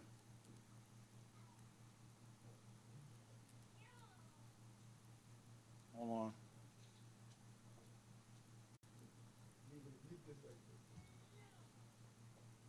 That's it. I sent you. That's it. That's the one. That's the one I sent you. That's it too, but it's different. It's maybe it's left out a certain part of the link. Click that one. I want to be long. I want the whole thing. That's the topics, but I want to read the introduction to the topics. Okay, go down. Go down, go down, go down. All the way down, you'll see Edomite's face. Go down. Go down, go down, go down, go down, go down. Right there. Anyone who has read, right there. Blow it up some. Make that bigger. Now, this guy here claims to have been part of the secret societies, basically. He's part of what it says in Psalms, that says the counsel of the wicked, workers of iniquity, they commune themselves. He claims that he was part of those meetings. We're reading about in Psalm 64. Okay, this guy, I think he was a doctor, and he would attend, because different people from different professions have these meetings. You have mayors attend the meetings, doctors, cops, judges, lawyers, celebrities. It's not just like regular, they're all the same family, but different professions. They all have different powerful positions, and they all come together and work together collectively to maintain order and maintain our captivity. Yeah, they might look like a regular cops to you, right? but they're not a regular cops. Right. Where their base is, they're not a regular cop. Right, and then low-level meetings will have Jake come there and give him the fashion. Okay, well, what you niggas wearing now? Are you wearing that now? Okay, all right, yeah. Get out of here. Yeah, all right, Biff, listen, make it look gayer. Fix that. Yeah. That's what they do. Anyone who has read Orthodox, read that. Anyone who has read a few Orthodox ancient prophecies. Bible. Orthodox, that pissed me off. Orthodox ancient means old, original term. Bible. Go ahead, prophecies. Go ahead. Will know that everything that they have prophesied has come true today. Right, and still is. Go ahead. And the world is facing the cataclysm of all ages due to our corrupt rulers having destroyed all traditional culture, divine faith, the nuclear family. Like Gloria Steinem. Go ahead. And morality. Homosexuality. Go ahead. Across the whole world. Right. It's as if a gang of extreme criminals are the highest rulers of the world. Damn. And all good principles are upside down. This is also the natural state of the world just before it passes away. This is for what? This is also the natural state of the world just before it passes away. Now, the world means this kingdom. Because every empire has what is called, Captain Gideon again, we discussed this way back in the other school. It's called, every empire has what is called, I wrote this in class a long time ago. It's called the age of decadence. The age of decadence is when a kingdom starts to decline. It starts to fall apart. And so before it goes out with a bang. Homosexuality, weed, legalize prostitution, legalize abortion. Let's just go out. Let's have fun. Let's just do it. Bucket list. Go crazy before it fall apart. Whoever falls with it, fall with it. America's in that state. America knows Israel's waking up. They're like, okay, it's almost time. Before we go out, we're going to go out with a bang. And this is the list of things. This is the list of bangs here. Right? Just like a human body is full of evil organisms just before death. Right. Norse mythology and other great prophets told us that this earth will pass away and a new earth will be created. They got it from the Bible. Right. Much more wondrous than the one we have today. Right. Our kingdom. Not theirs. Ours. Go ahead. He didn't know that, though. It's okay. Go ahead. Below the full transcript of Dr. Day's speech, which was written down by Dr. Dunnigan. So Dr. Day, I think it's a guy in the bottom picture right here, was a doctor who was involved in these councils they were having regarding basically controlling the world. Dr. Richard Day. And he had he had basically a bunch of doctors in the office, from what they say, allege, like I said, grain of salt. And he had a bunch of doctors in the audience, and they were not allowed to bring recorders. They were not allowed to bring recorders. So he had to write, so the guy, Dr. Dunnigan, who was there at the time, had to write things down that he was saying. And he felt these things that Dr. Day was saying were disturbing, and the world had to hear about it as well. The world needs to know about it. Go ahead. Below the full transcript of Dr. Day's speech was written down by Dr. Dunnigan, by a Dr. Dunnigan in the audience, who felt disgusted by the information and wanted to tell the world what is going on. So we'll go down. Let's go to the insider in the order of the barbarians. That's what they call themselves. So different orders. Order of the barbarians is one of them. There's another a council. All right. Do I want that? Yeah, read that. Dr. Lawrence Dunnigan attended a Pittsburgh Pediatric Society lecture on March 20th, 1969, where he listened to Dr. Richard Day, an admitted insider in the order. The Council of the Wicked. Edom. Go ahead. The lecture was about the New World System, also called the New Order of Barbarians. Remember the dollar says New Secular Order. It's the same thing. It's the zipping terms, say New World Order, whatever. Same thing. Don't be scared, everyone. Calm down. Calm your hearts. Some of y'all be scared of that stuff. Oh, God, New World Order. Not God. I'm not afraid of God. I'm afraid of the white man's councils. Relax. Go ahead. In which he defined the changes according to an actual timetable. Right. They had a timeline on how they're going to work these things out according to their council. Go ahead. That would be accomplished by the year 2000. So we already passed that. So don't be afraid. This is discussed by this man in 1969, and these things will be complete by the year 2000. Go ahead. Procedures and people had long been positioned to implement this nefarious system where the rulers want to become human gods who control the enslaved people. Yeah, us. Go ahead. Just like Lucifer wanted to become a god in the Bible. Oh, God. Christianity. Don't worry about that. Yeah, keep going. At the time, Day was a professor of pediatrics at Mount Sinai Medical School in New York. He had previously been the medical director of the Planned Parenthood Federation of America. What was he? Medical what? He had previously been a medical director of the Planned Parenthood Federation of America. So he was no good guy. This guy's the devil. He was the director of the Planned Parenthood Federation of America. Go ahead. Which was built upon killing us. Eugenics program. Go ahead. His stated purpose in telling this group about 80 pediatricians was to make it easier for them to adapt to these changes. So stop. So it wasn't a meeting to bring awareness. It was a meeting to go, listen, these are going to happen. You got to deal with it. All right, go ahead. 80 pediatricians. Go ahead. He reiterated that people would have to get used to change. He also said, quote, people are too trusting. People don't ask the right questions. I mean, we trust white folks too much. We don't ask those questions. Go ahead. According to Dr. Day, he was relatively free to speak about what was once strictly withheld Why? because, quote, everything is in place and nobody can stop us now. Who seeth us? Psalm 64. Who seeth us? Who can stop us? Go ahead. However, to prevent wide distribution, no recordings or notes were allowed. He suggested that there could be negative repercussions against him if his remarks became widely publicized. They kill him. Go ahead. In 1988, after years of compiling what he remembered, Dr. Dunnigan recorded his recollections of the 1969 lecture on 2 tapes. Dr. Day said, quote, everything has 2 purposes. Remember, I said earlier, contingency plans. Watch this. Everything has 2 purposes. Go ahead. One is the ostensible purpose, which will make it acceptable to people. And second is the real purpose, which would further the goals of establishing the new system. Keep this concept in mind as you read what follows. So Dr. Dunnigan could not write down at the time when he was there or record. So he had to go off top of memory what he remembered, what Dr. Day was telling him and the other 79 pediatricians in that council. And I'm pretty sure they were all Edom. I'm pretty sure they were. Go down. It should have a link. Okay, go to the first one. It says, is there a power, a force, or a group of men organizing and redirecting change? The answer is yes. Not Obama, these men. Read that.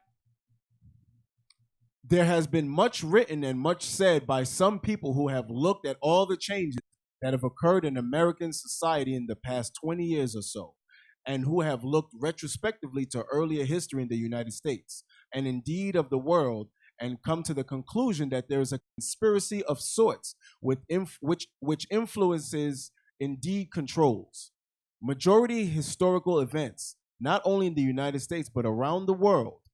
This conspiratorial interpretation of history is based on people making observations from the outside, gathering evidence and coming to the conclusion that from the outside they see a conspiracy. Their evidence and conclusions are based on evidence gathered in retrospect. So I want, go down. This is too long. We're going to go to the top, tape 1, what he says. This is Dr. Dunnigan's notes on Dr. Day's speech. Go back up. What are you doing? Right there. Is that the same thing? Go down to Job 5:12. Let me see if I want. Let me see if I saw something else. Let me see. Go down to the bottom of it. Hold on. Start from, it says,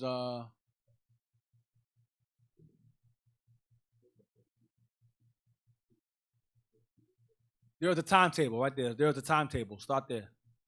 Right at the top. Right there. There is a timetable, and it was during this session that some of the elements of the timetable were brought out. Anyone who recalls early days, the days of the Kennedy presidency, the Kennedy campaign, when he spoke of progress in the decade of the 60s. The 60s, changing the 60s. Go ahead. That was kind of a cliche in those days, the decade of the 60s.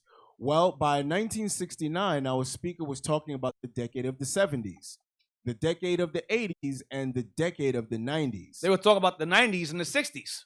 That's what their minds were. The Dark says every one of their thoughts is deep. Go ahead.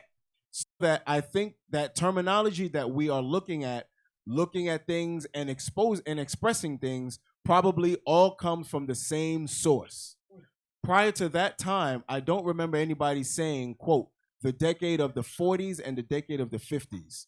So I think this overall plan and timetable had taken important shape with more predictability to those who control it. Right. Go ahead. Sometime in the late 50s. That's speculation on my part. In any event, the speaker said that his purpose was to tell us about changes which would be brought about in the next 30 years or so that an entirely new worldwide system would be in operation before the turn of the century. And it was. Go ahead. As he put it, quote, we plan to enter the 21st century with a running start. Of all those things, go ahead, of all these things listed, go down. Everything is in place. Nobody can stop us now.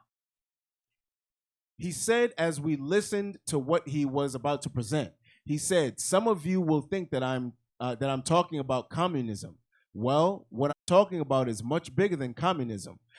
At that time, he indicated that there's much more cooperation between East and West than most people realize. Why? Because you have nations in the Western Hemisphere, and Eastern Hemisphere. That's Psalms 83. So even though they're gathered together against us, they still have beef with each other.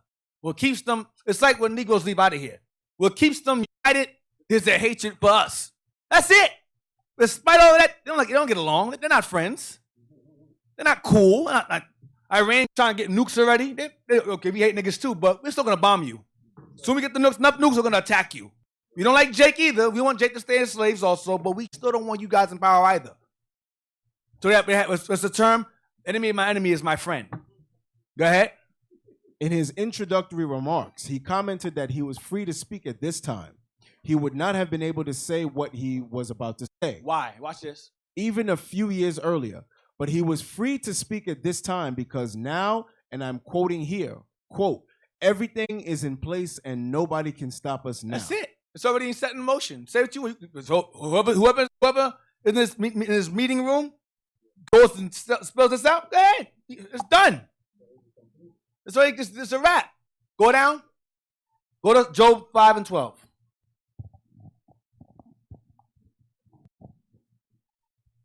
No, give me Ephesians 6 and 12. Ephesians 6 and 12.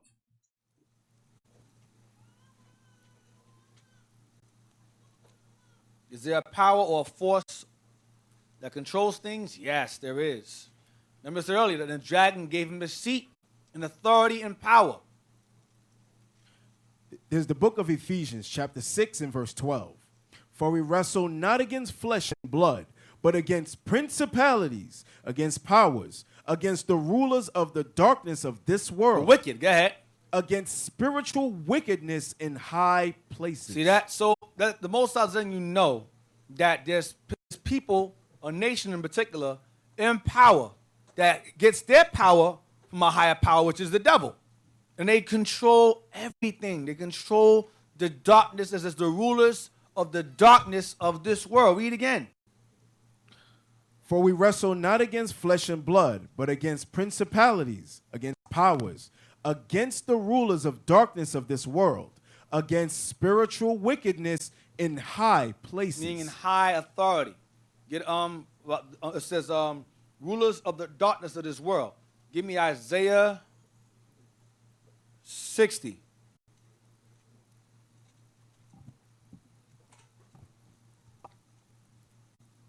Which verse, Deacon? Isaiah 60, verse 1.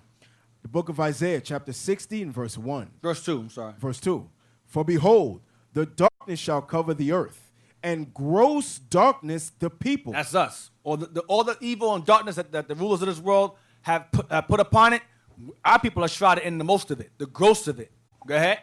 "But the Lord shall arise upon thee, and his glory shall be seen upon thee." That's Israel waking up.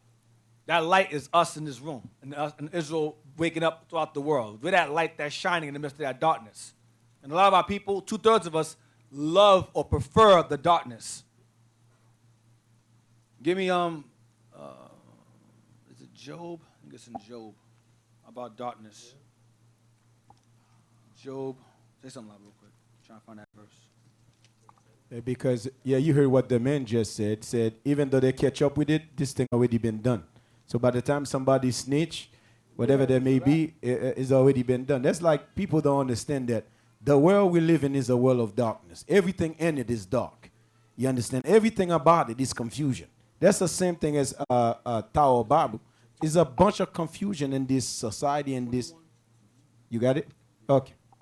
Job. And what's funny about this is that they're saying no one can stop them. We woke up. So if we go out and bring our information out, you can't stop us either. The Most High turning it around. You can't stop us either. Job 10:21. There's the book of Job, chapter 10 and verse 21. "Before I go whence I shall not return, even to the land of darkness and the shadow of death." That's America. That's captivity. The lands of our captivity. Go ahead. Watch this. A land of darkness. A land of darkness. Go ahead. as darkness itself. A land that's as darkness itself. That's how evil it is. So it's darkness itself. Go ahead. And of the shadow of death. Because it's captivity. Go ahead. Watch this. Without any order. What is it? And without any order. What is it? Without any order. Watch this. And where the light is as darkness. Where good is evil, and evil is good. Where there's no order. That's here. That is here. That is the land of Babylon. Yeah, man, read that thing again. Verse Job 10 and 22.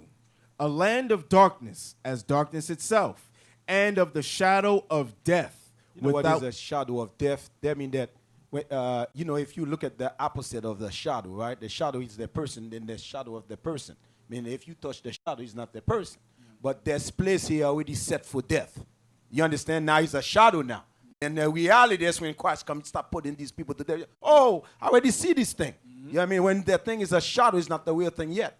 You understand? So spirit of death already here. That's what he let you know. Right. You understand? That's why wherever this place goes, death follows. That's that pale horse. Wherever death follows, same thing.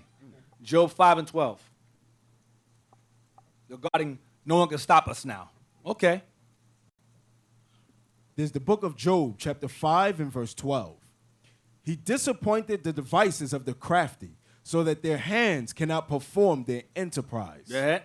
He taketh the wise in their own craftiness, and the counsel of the froward is carried headlong. The counsel of the wicked is carried headlong. So the devices of the crafty will not perform the enterprise. Remember, in the dollar bill it says, our enterprise success. Even on your money, they're telling you what we're plotting against you, and we're being successful. God is saying, no, you're not. You think you are. Your boss tells you are, but your boss, I'm his boss. Your boss is the devil. He works for me. Hey, Satan, go tell me they're going to win. Okay, yes, Lord. You guys are going to win. I did it, Lord. Good job. And Esau's pride is like, no, that's not true. It's true. Psalms, and Esau's starting to figure it out now. So I say, you know one thing? We're going to fall soon, so let's just go out with a bang. Let's just do it. The hell with it. We go in slavery, going to be killed off. You might as well just take people down with us. Why not? A lot of these scientists, a lot of these top men, they already know this place is set for doom. And you know that? There's an article, I didn't bring it out tonight, I don't have no time, but about they're seeing a lot more chariots. Way more than ever. And the chariots are toying with them. One guy said he saw what appeared to be a flying tic-tac. He said the thing had no exhaust, no fumes, and it was flying at a speed. It said speed doesn't kill you. It's the stopping that kills you. It goes, these things fly at Mach speed, stop, then go up. It goes, no human being can survive on something like that. Yep. The movements are impossible for humans' comprehension. No exhaust, no fumes, no jet, just fine. The guy said he was at Mach 4 or 3. It said the thing was flying around him leisurely. He was doing this, playing with him. Then one guy was flying under. It said that the things that they're seeing are aware of their presence, and we just ignore them. They go, sir, I'm seeing something, sir. Yeah, okay. 5-4, ignore it. Just ignore that. Don't worry about it. Sir, it's a spaceship. We know what it is. Just calm down. 5-4, 5-6-8-2-5, whatever. Yeah. Ignore that. But it's big and black. You know, we know what it is. Calm down. Just keep flying and mind your business. Because 5-4. Yeah, I was watching a special, man. They said in Mexico. They said they was looking at the chariot coming from the sky. You know, man, how any element that will hit the sea, they're hard. Mm-hmm. They're hard off speed. You're supposed to wake apart. They said these things hit the sea like they flow with it. Soon they hit it, they like merge with it. Yeah. You know, that's how speed they were going. So the white man looking at this, that's impossible for any vehicle. Right. That was on video. They had one. There's a video on YouTube, I think, where one hit the water. It went boom, but there wasn't no splash. And the waves started rippling. And the ship started. It was like because they filmed it. And the ship started going. So when they went into the water, it didn't splash.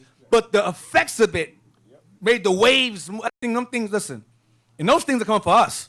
Esau knows those are their vehicles. That's them Negroes' vehicles. That's their cat. That's their Uber. That's their spiritual Uber. We gonna have a good time watching that boy, Lord's Will. It's gonna be amazing. The Most High is theatrical, man. The Most High that's the black man up there. You know, black folks is animated and theatrical. Let me show you how I know the white man know his technology. By him knowing that much, he know there is a God that exists. Even though with their new car, you know, the electric car. I mean, they're saying that the technology of that thing, you can like close your eye, go to sleep, that thing take over. You understand? Drive you back home.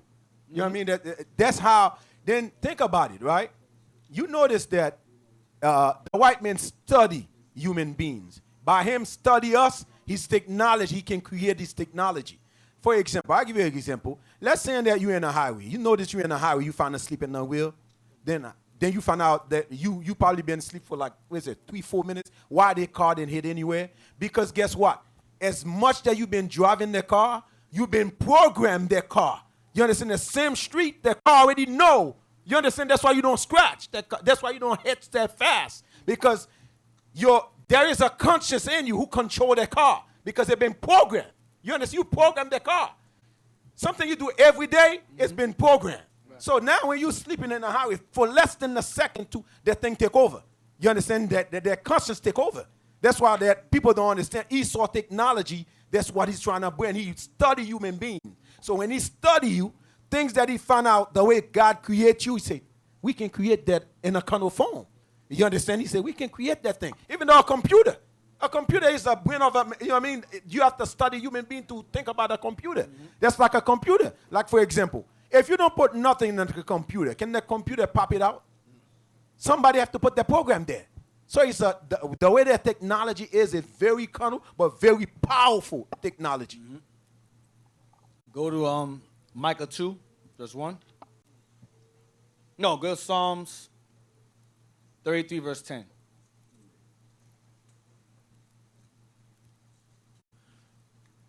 This is the book of Psalms, chapter 33 and verse 10. The Lord bringeth the counsel of the heathen to naught. That's why he said earlier, he said that the East and West have conversations. Remember, people think on media that the East and West are at odds with each other, and they are at odds. But when it comes to conspiring against our people, they're in perfect unity, perfect uniformity, perfect communication. They understand that if we rise, they all fall. So they rather, let the white man rule. Rather him than you niggas. We don't want you ruling. So if we have to assist him to keep you from ruling, no problem. But we're gonna build ourselves up so that we can eventually overthrow him and become leaders instead and rule over you. That's their thought. But it comes to naught, the Bible says. I'm gonna back you up, Eythan. You remember what the president of Russia said? He said America got more prisoners than any nation in the planet Earth. Who's in a jail cell?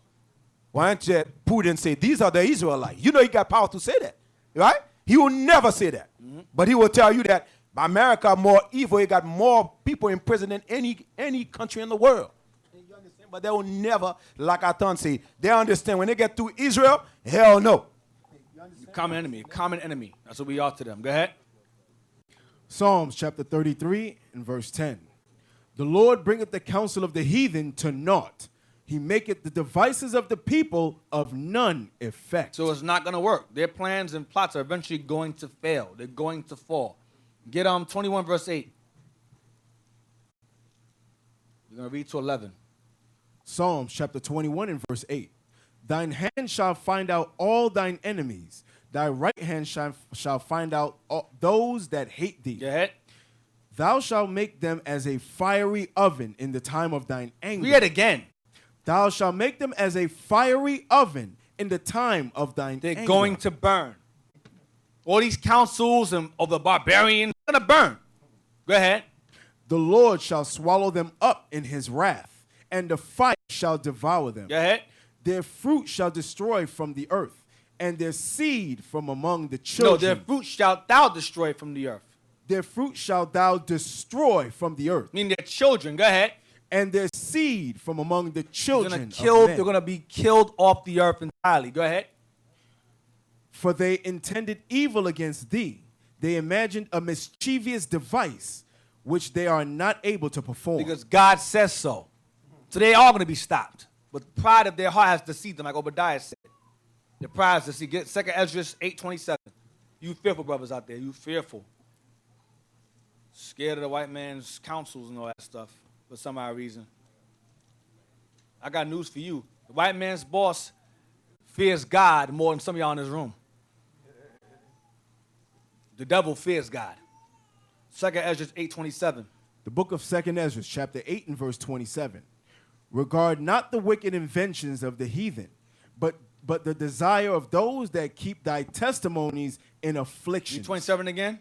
Regard not the wicked inventions of the heathen. Regard not the wicked inventions or plans or conspiracies of the heathen. Go ahead, but do what? But the desire of those that keep thy testimonies in affliction. But regard those that keep the commandments with you. Regard those that are keeping the commandments of God in afflictions and captivity. Regard them, not the other nations and their conspiracies. Wisdom of Solomon 10 and 5. No, I don't want that.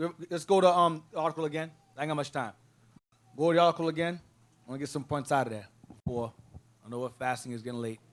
I want to get the article. Go down to encouraging homosexuality.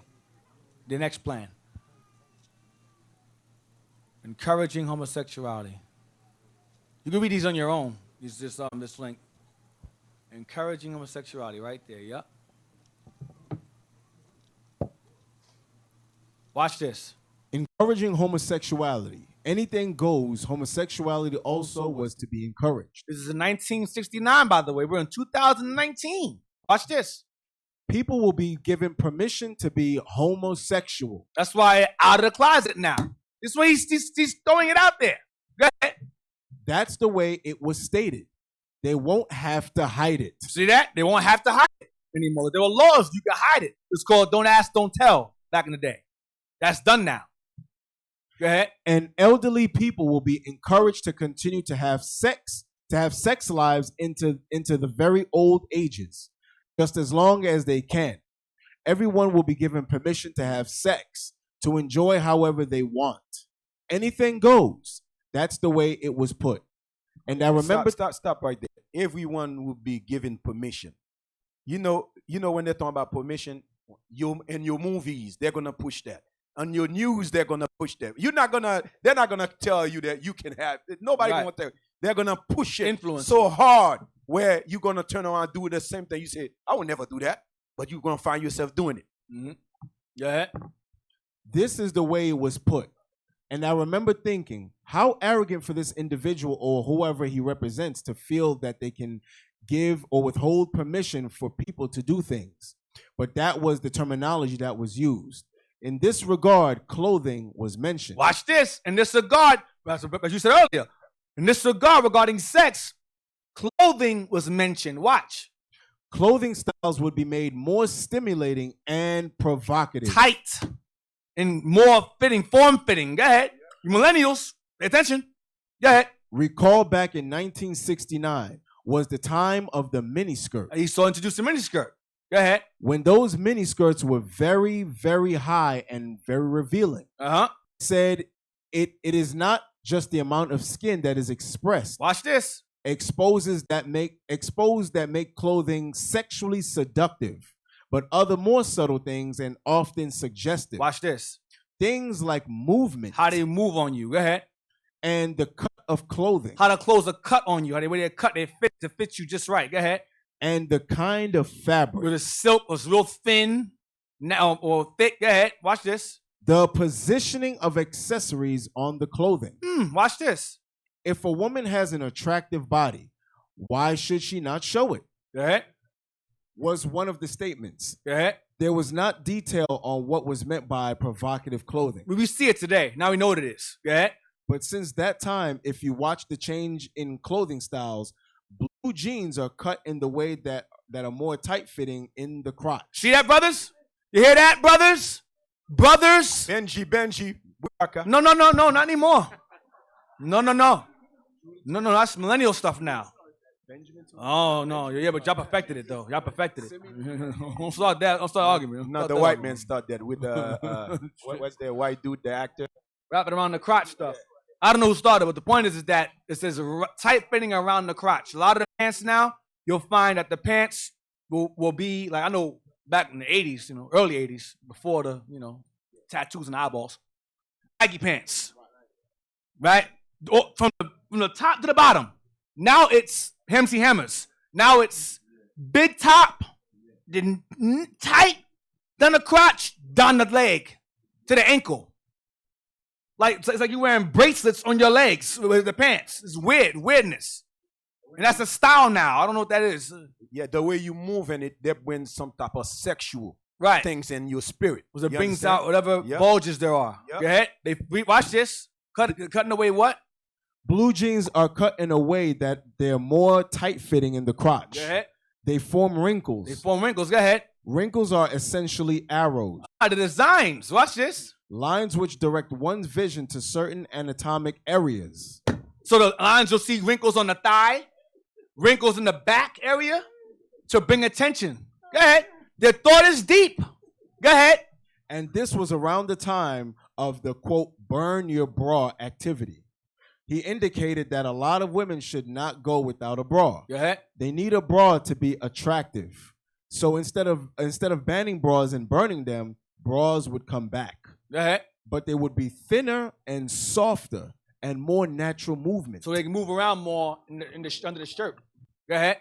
It was not specifically stated, but certainly a very thin bra is much more revealing of the nipple and what else is underneath than the heavier bras that were in style up to that time. Right, because back then, the heavier bras, you couldn't see nothing. Now they're making them thin, you could see everything. Even with the bra on, you can see everything. The tip of the titty, you Right. can see, you know what I'm saying? Thank you, Lava. But Thank you. the rest Yeah, of it, you got that. you'll figure it You got out. that, Lava. You got that, Lava. Thank you. Thank you. Appreciate you. Thank you. You see, man, what Deacon Eythan is bringing out.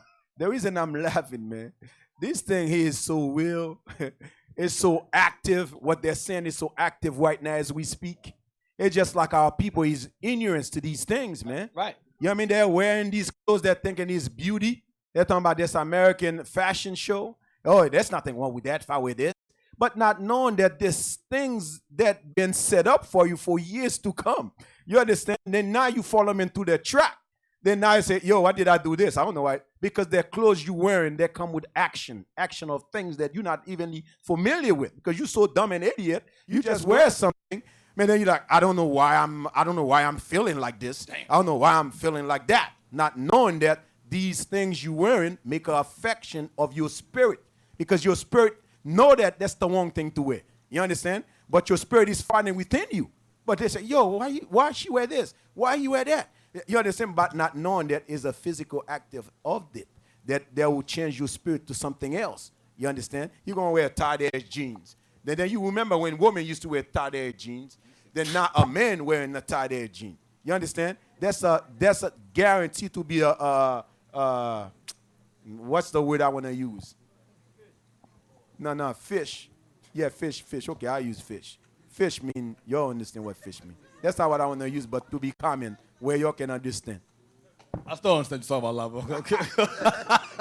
Ezekiel 23 and 39. Thank you, Cap. Gideon, thank you. This is a good one. What Israel do back then. Regarding going to the Christian church, having an abortion and go back to church again, having an abortion, go to church again. Yep. Ezekiel 23, verse 39. This is the book of Ezekiel, chapter 23, verse 39. For when they had slain their children to their idols, Watch this. then they came the same day into my sanctuary to profane it. And lo, thus have they done in the midst of mine house. So after they killed their baby, the same day go in there and worship the Lord. So I'm telling you, damn. Today they tell you that the technology they have for abortion, man, they can do it the same day, send you like you look like you walk around like everything good. Yeah. Go back to that article again. Encouraging. Oh, no, not encouraging. Go to the next article. Go back to the article again. The next category I want to get. To show y'all that. So I said, this could be fake, but it seems pretty real to me, what he's bringing up. Go down to sex without production. I don't want that one. I want tax and fund abortion. No. Families diminish in importance.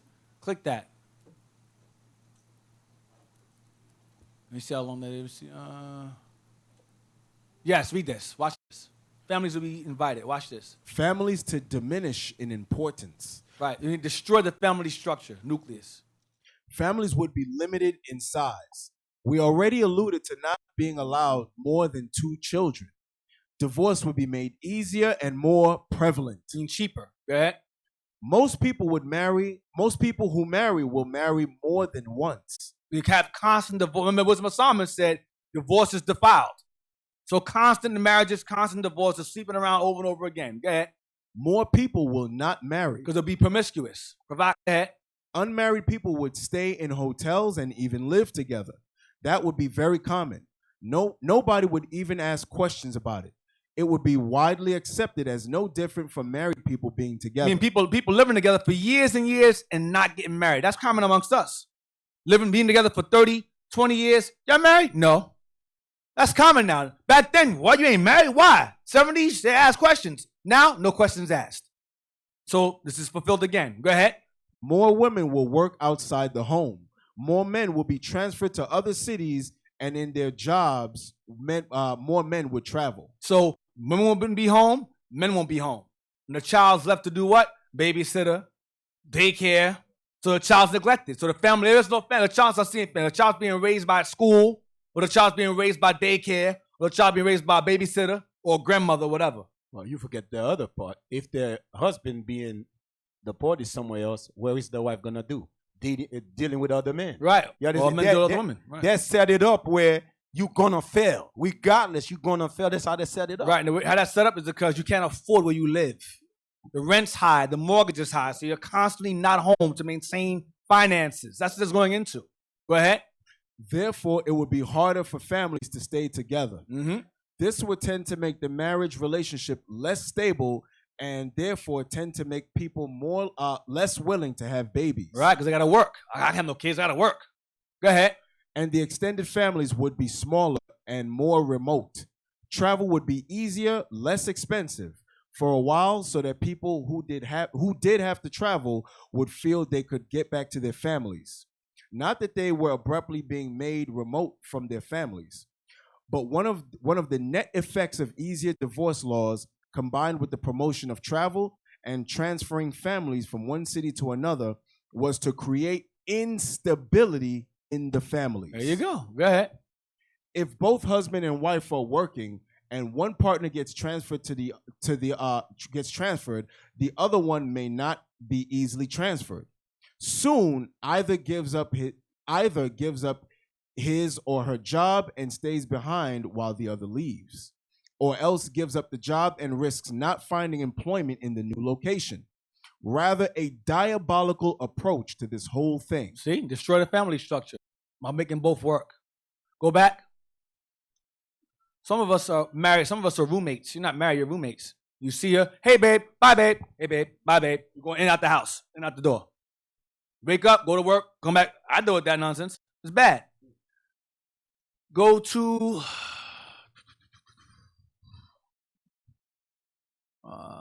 suppressing, no. Go down, go down, go down. Right there, blending all religions. Start there first. Read the first paragraph. Blending all religions. The old religions will have to go. The Bible got to go. Go ahead. Another area of discussion was religion. This is an avowed atheist speaking. And he said, quote, religion. So the guy, Richard Day, was an atheist. So he's saying this. Go ahead.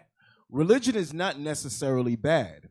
A lot of people seem to need religion with its mysteries and rituals. So they will have religion. But the major religions of today have to be changed because they are not compatible with the changes to come. Like church right now is accepting homosexuality now. A lot of churches are accepting and embracing homosexuality. The church, they say things like, times are changing, the church must change with the times. That's what they're saying. Things of that nature. Yeah, man, you notice that. Yeah, read that part again, Ezekiel. But the major religions of today have to be changed because they are not compatible with the changes to come. Yeah, go ahead. The old religions will have to go, especially Christianity. Yeah, he's talking about the Bible. You know what I mean? Because every device the Bible go against it. Yep. So they say that Bible must go. That's what they're saying. Yeah. Once the Roman Catholic Church is brought down, the rest of Christianity will follow easily. then a new religion can be accepted for use all over the world. It will incorporate something from all the old ones to make it more easy for people to accept it and feel at home with it. Most people won't be too concerned with religion. They will realize that they don't need it. Get rid of the Bible. Read the next part. Changing what? Read the next part. Changing the Bible through revisions of key words. Changing the Bible through revisions of key words. Read that, please. In order to do this, the Bible will have to be changed. The Bible will be changed. It will be rewritten to fit the new religion. New International Version, ASB, NSB, and whatever, USB, wire, whatever, all that nonsense. Go ahead. Gradually, key words will be replaced with new words having various shades of meaning. Keywords will be replaced with new words having various shades. Will be ambiguous. Like words like, Psalmist said, I am black. These ones will say, I am tanned. I am dark. That's not, dark can mean red, blue, green. That's not black. A black man robbed me today. A dark man robbed me today. Which one? Which one is that? A tanned man robbed me today. You get the point? They try to be slick. Go ahead. Then the meaning attached to the new word can be close to the old word. And so they can still try to use the, see, we didn't change it too much. Dark and black. It's still black, it's still dark. So they try to be slick. So it stays close to the original word. Go ahead. And as time goes on, other shades of meaning of that word can be emphasized. They change dictionaries also. Go ahead. And then gradually that word replaced with another word. I don't know if I'm making that clear. We get it. Go ahead. But the idea is that everything in Scripture need not be rewritten. Just key words replaced by other words. Go ahead. And the variability in meaning attached to any word can be used as a tool to change the entire meaning of Scripture. See that? Go ahead. And therefore make it acceptable to this new religion. Most people won't know the difference. Most, but they know which ones will know the difference. That's why they put most people, because they know that some of us in here, and Israel out there, will know the difference. Go ahead. And this was another one of the times where he said, watch this. The few who do notice the difference won't be enough to matter. See? See that? That's not what God says, but that's he still says, we can brainwash enough where the minorities won't matter. Read that right there. The church won't help us. The churches will help us. Then followed one of the most surprising statements of the whole presentation. He said, some of you probably think the churches won't stand for this. And he went on to say, the churches will help us. Because they're in the meetings too. The pastors are there. The preachers are there. They're in the meetings too. The World Council of Churches is all of them is part of that. Go ahead. There was no elaboration on this. It was unclear just what he had in mind when he said, the churches will help us. Yeah, stop. You remember, he know what he's saying. That when you go to Revelation, they say that how you say it? This what they describe. Forget the word they use about the pastors. His prophets. His this. Oh yeah, his prophets. Right. They're showing false you. Prophet. Yeah, this false prophet. These are his leaders inside these churches today. You understand? They're sitting in the meeting as well. That's why he's so confident. Say, don't worry, they're gonna help us. Right, they're sitting there as well. Right, let's something out. Let's get real quick. I'm gonna wrap it up soon. Give me 5 minutes. Revelations 11 and 8, real quick. Revelations 11 verse 8. The churches are gonna help push this homosexual agenda, push the murder agenda, abortion. They're gonna push all of that. Revelations 11 verse 8. There's the book of Revelations, chapter 11 and verse 8. And their dead bodies shall lie in the street of the great city. Our dead bodies. The great city is Babylon in the United States of America. Go ahead. Which spiritually is called Sodom. Which spiritually is called Sodom. And we're seeing why. If you didn't know before, you know now. America is spiritually Sodom. Go ahead. And Egypt. And it's Egypt because it encourages Egyptian customs and rites and rituals, as well as it has a majority of all 12 tribes within her possession. That's why it's Egypt. Like a dollar bill, you have the Eye of Ra or Horus, whatever, the pyramid. You have the obelisk, the Washington Capitol, which is the Washington Monument, the obelisk in Central Park, the obelisk in front of the Vatican, Roman Catholic Church. All of that runs all of that. All of that runs things. Get Sirach 15, verse 8. Ecclesiastes 15, verse 8. Sodom and Egypt. Go fast. Ecclesiastes 15, verse 8. I know we are fasting. So just give me a moment. The book of 15, Sirach, verse 8. chapter 15 and verse 8. Hold on. Is that I want it?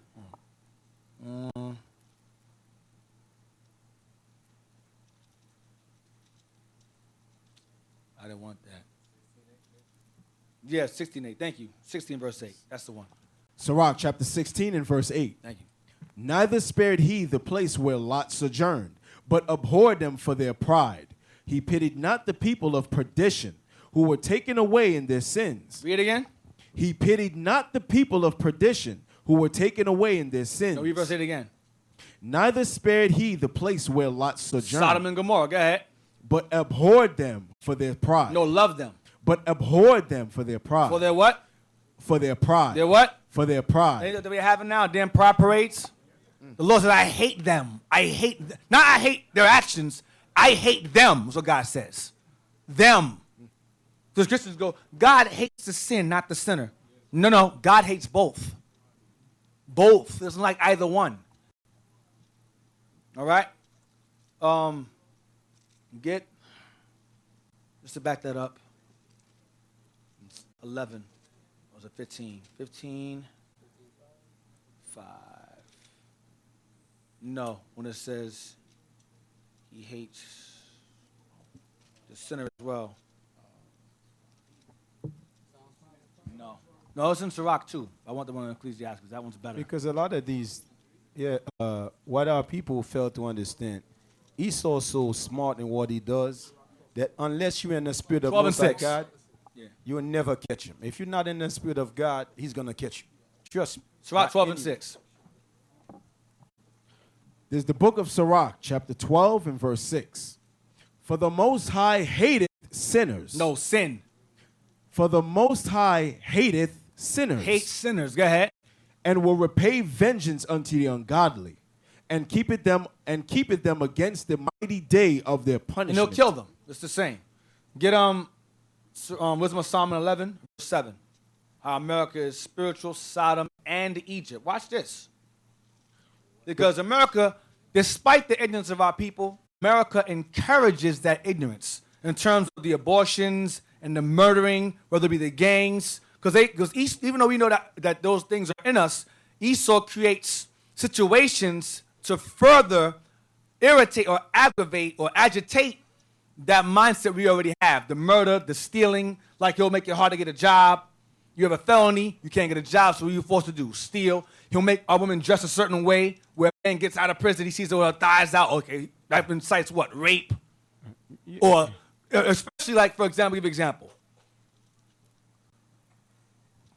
I don't want to waste your time. Give me Isaiah real quick. Isaiah 5 real quick. The way we live today, like in terms of like project buildings, that's not normal.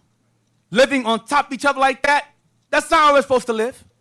No trees, buildings everywhere. I've seen where I live, well, I used to live in the Bronx, you have a building, you have a house, building. That makes no sense. House, building, house, building. Then the bus stops are mad crowded. The trains are crowded. You're congested. You're like this in the train. And you go in the car in a cab. You're like this in a cab. You're miserable. That's where anger is, right? Miserable. And those conditions and that environment is deliberate.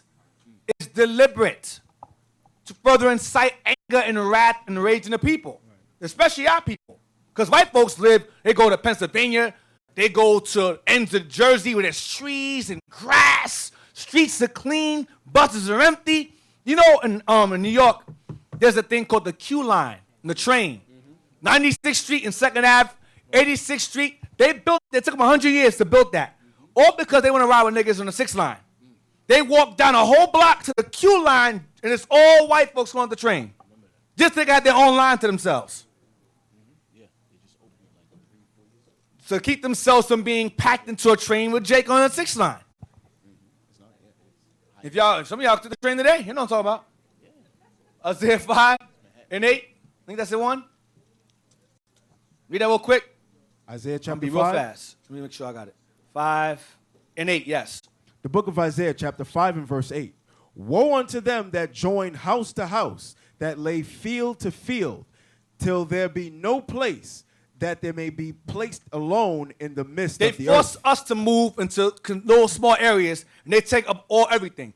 Gentrification, redlining, move niggas out, move all the niggas over there in the corner, in the ghetto there. 'Cause that's been since Spain. Push all the Negroes in one little corner there, in the little lots and slums. We'll take up this area here. The Lord says, woe unto them that do that. Woe unto them that do that. Now, I'm a sidebar. I'll go to Wisdom of Solomon again. Wisdom of Solomon 11, verse 7. So our living conditions are deliberate to further incite anger and rage and wrath. That's all part of the curses, of course. But there's nations, there's spiritual rulers in high places that see these things and go, yeah, put them in that condition, make it worse. The book of Wisdom of Solomon, chapter 11 and verse 7. For a manifest reproof of that commandment, whereby the infants were slain. The Egyptians saw how Israel was growing in number. Because today, the so-called white man, I did a class called Israel's a Speckled Bird. And I brought out 2 articles that show, it says the Western man is dying. The so-called white man is not producing enough children. They have low sperm count. They're suffering sterility. In Spain, Greece, Russia, and Australia, they have the thing called the baby bonus. In Australia, you get $5,000 for your child. In Australia, $5,000. So then $5,000 is called a baby bonus. And then they have it where you get a year off. I think the father and mother get a year, I think, off from work, or 6 months off of work for paternity leave. Maternity paid in Australia because they're not having no kids. Because the white woman is what? The white woman is independent. She's making money. She's not having no kids. The white man is about money and so forth. The same thing. So they're slowly, but they've always been the minority. But now it's becoming more obvious that they're the minority. They've always been a minority, but now it's becoming more obvious. So that's why they're forcing them to make it where there's no more abortions. Because if they get rid of abortions, white women can't kill the babies. Because if you have further abortions, white folks are going to go extinct. That's their fear. So we have to not give abortions because of it's bad, but because it's bad for our race in particular. That's why they're attacking abortions, because they're seeing that white folks are depleting as a race, because their minds are not on family and all that's about finances and money and independence. The same mindset that some of y'all over here inside of the room have from the white woman, they're not having no kids because of it. And some of y'all in this room don't want no kids for the same reason the white woman doesn't want no kids. To make their money financially stable, that's the reason why. And in the midst of doing that, their race is depleting. The Lord said here in captivity, have a family, build a house. Esau goes, no, build a house, F family. He's the exact opposite. That's why the white man will show on TV, John and Kate plus 8. Black folks, you having kids again? Another one? It's ill. But white folks, niggas, ugh. It's the world is crazy. Media, Octomom had 8 kids, 8 sets of babies. Beautiful. Wow. She had 8 babies. She in the top of the magazine. Right in the damn cover magazine with a big old huge stomach. Beautiful. Wow. A black woman has it? Okay. Here's some abortion brochures. And I'm dead serious. You go to the hospital, they'll show you. You want contraceptives? You might want to consider taking those, because if you have any more, it could be you have to do a C-section. You know, so they try to scare you. Y'all women know what I'm talking about. Yeah, they do it. And what they do also, they wait till the man isn't there to do it. When the father isn't there, they talk that nonsense. When we come in the room, oh, hi, how you doing? Hi, how you doing? Blessings to you, blessings to you. Nigga ain't around? Yeah, contraceptives. Condoms. Vagina plugs. Plug it up, you know.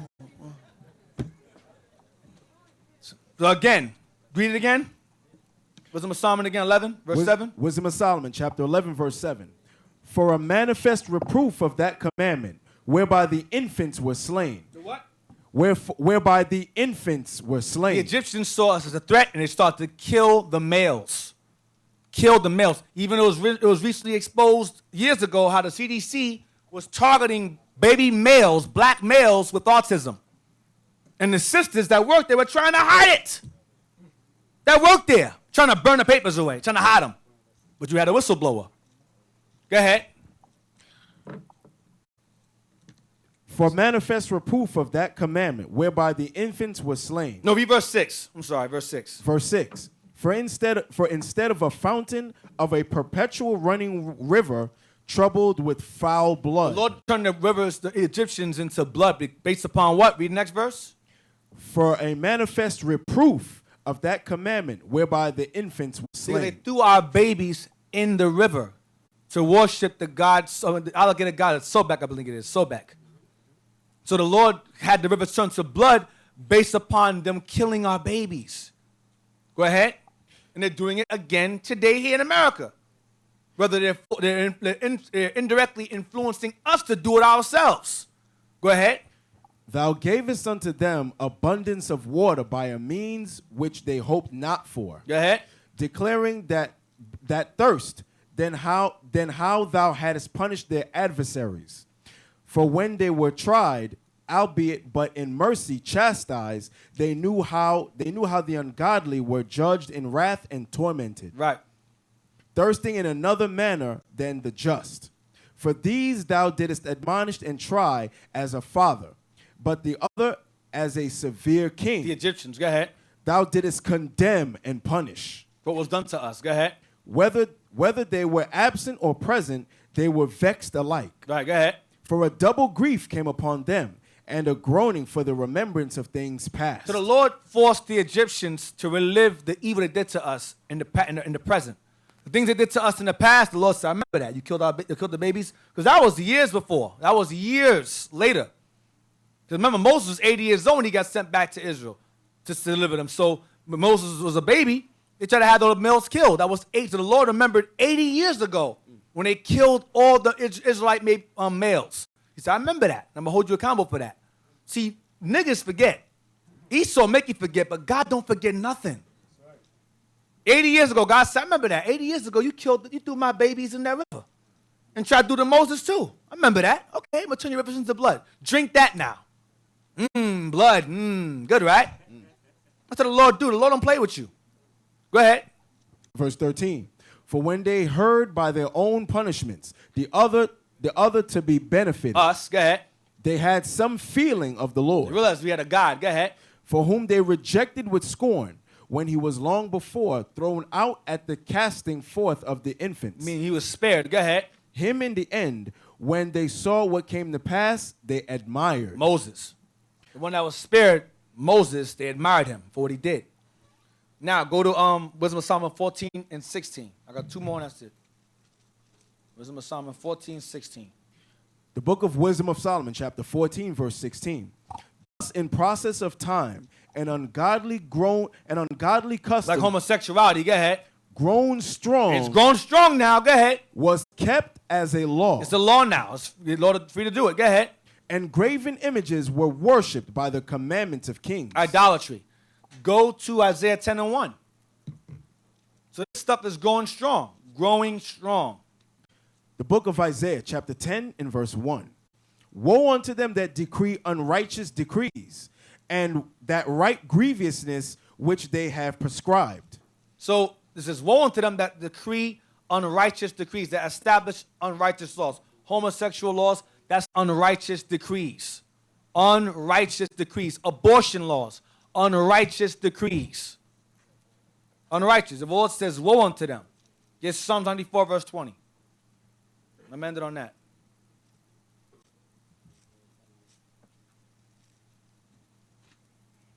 The book of Psalms, chapter 94, and verse 20. Shall the throne of iniquity have fellowship with thee, which frameth mischief by a law? Which frames wickedness by law. Go ahead. They gather themselves together against the soul of the righteous, That's us. Go ahead. and condemn the innocent blood. And they condemn the innocent blood. That's what they do. So they say, you guys, you're homophobic. You're wicked. You're full of hate. No, wickedness is wickedness. We hate wickedness. It is what it is. So the Lord, the scripture is telling us, it says, shall the throne of iniquity have fellowship with thee, which frameth mischief by a law? The answer is no, it will not. There's no democracy with God. There's no compromise. You either do or die. God doesn't give suggestions. He gives commandments. Do what I say or I'm going to kill you. Stop doing that or I'm going to kill you. It's no gray area. So I'm showing you that these nations, they conspired over things that they're seeing unfold before our eyes in the news, the media. They already had planned in the 50s. They saw this. We're seeing now the tight pants and the provocative clothing and the homosexuality and the abortions, legalizing it, and the family structure being destroyed. They had this thing panned out since the 50s because the devil is on their side, but their time is temporary. This is temporary. Esau is what I call a temporary setback. So Lord's will, we get out of this, all right? So I'll wrap it up on that. Lavo, say anything? Okay, good. All right, so I'll wrap it up.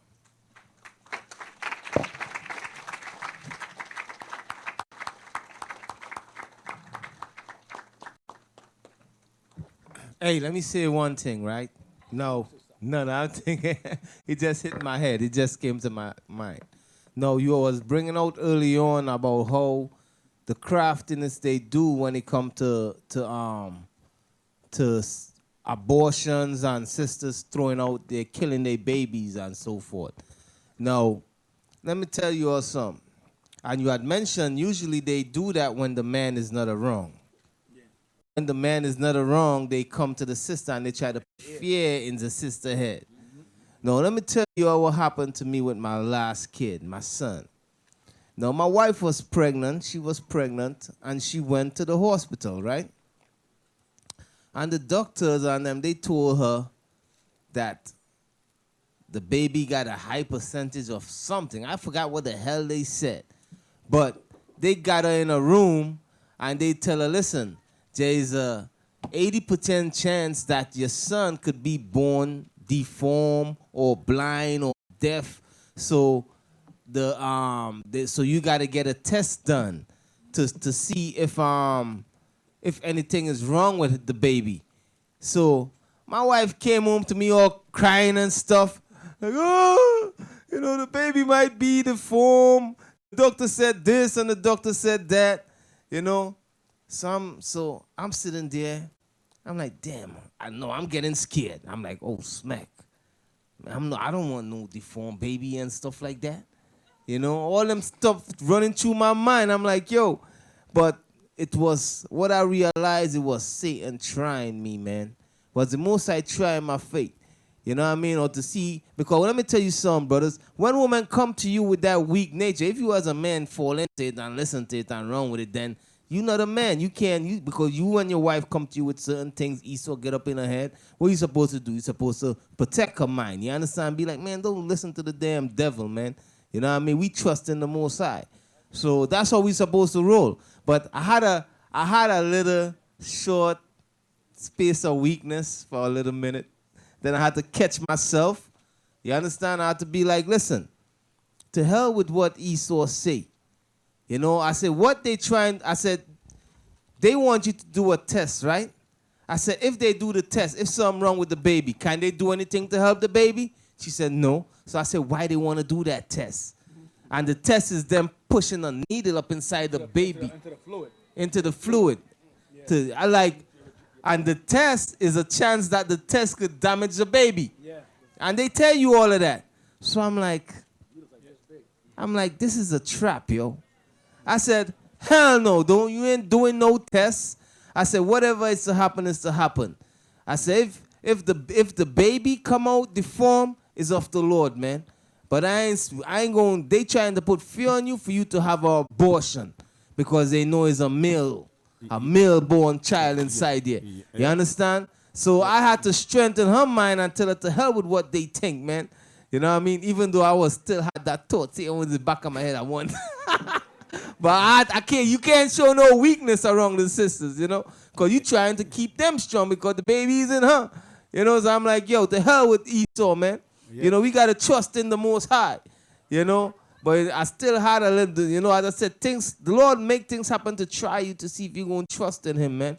You know what I mean? So Benjamin born, that was my last kid, and ain't nothing wrong with him. So what the hell was they talking about?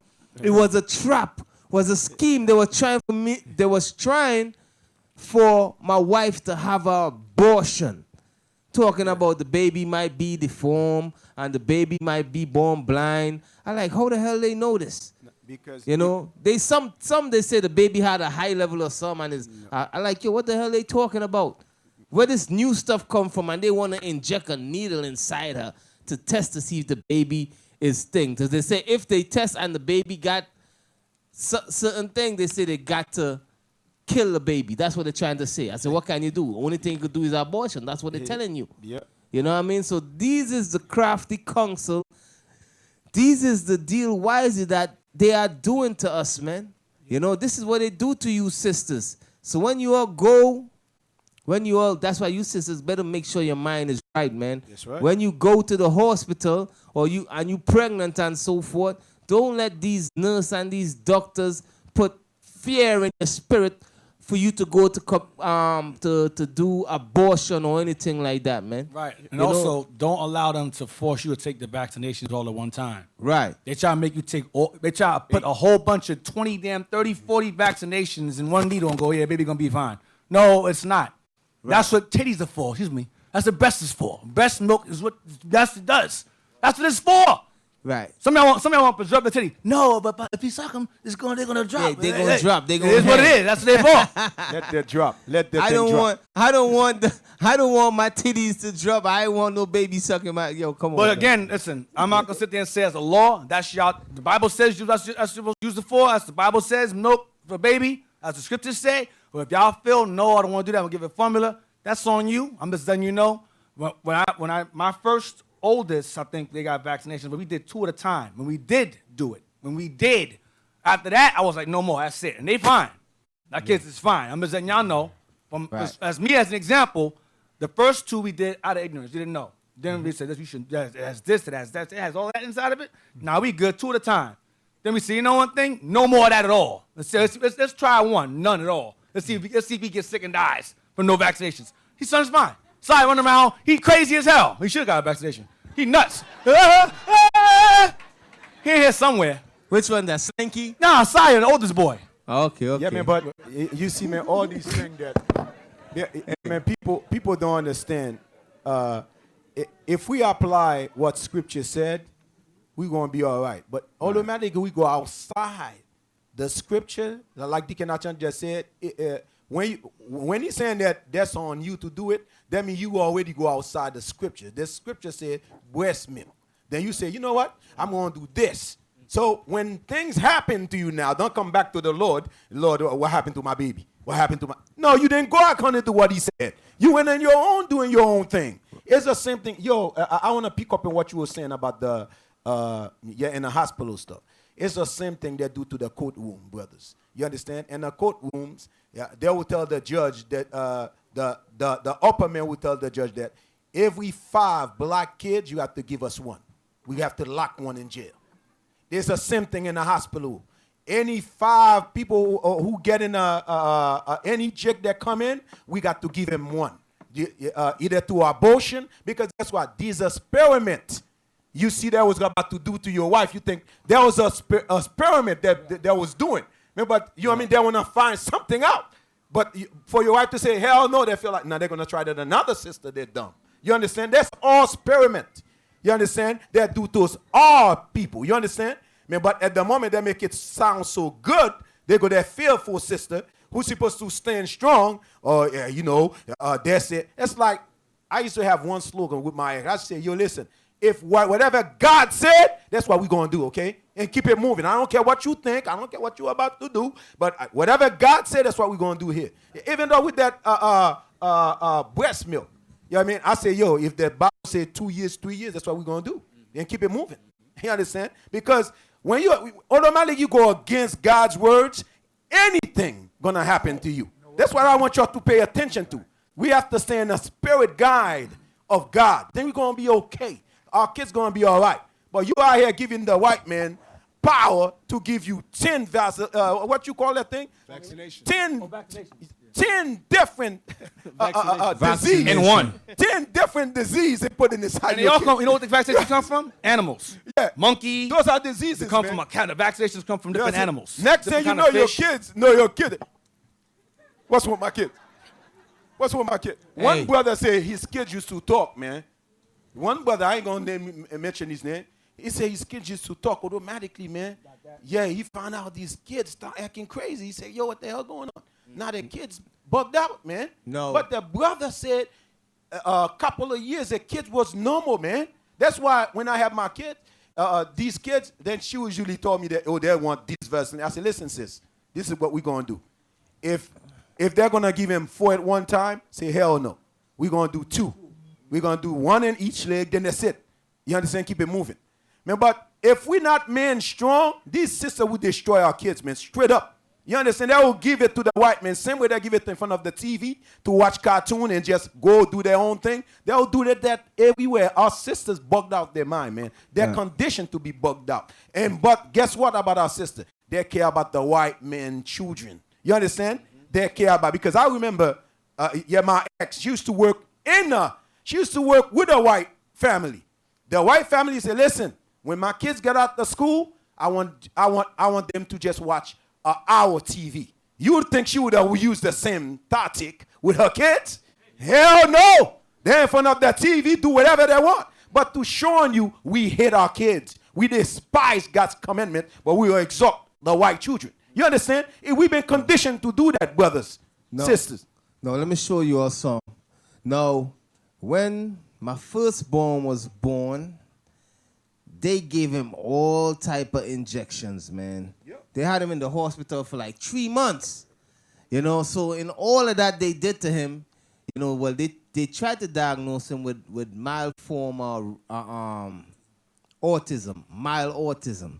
You know what I mean? All praises to the Most High. I don't see no autism on him, you understand? He growing up regular like any other kid.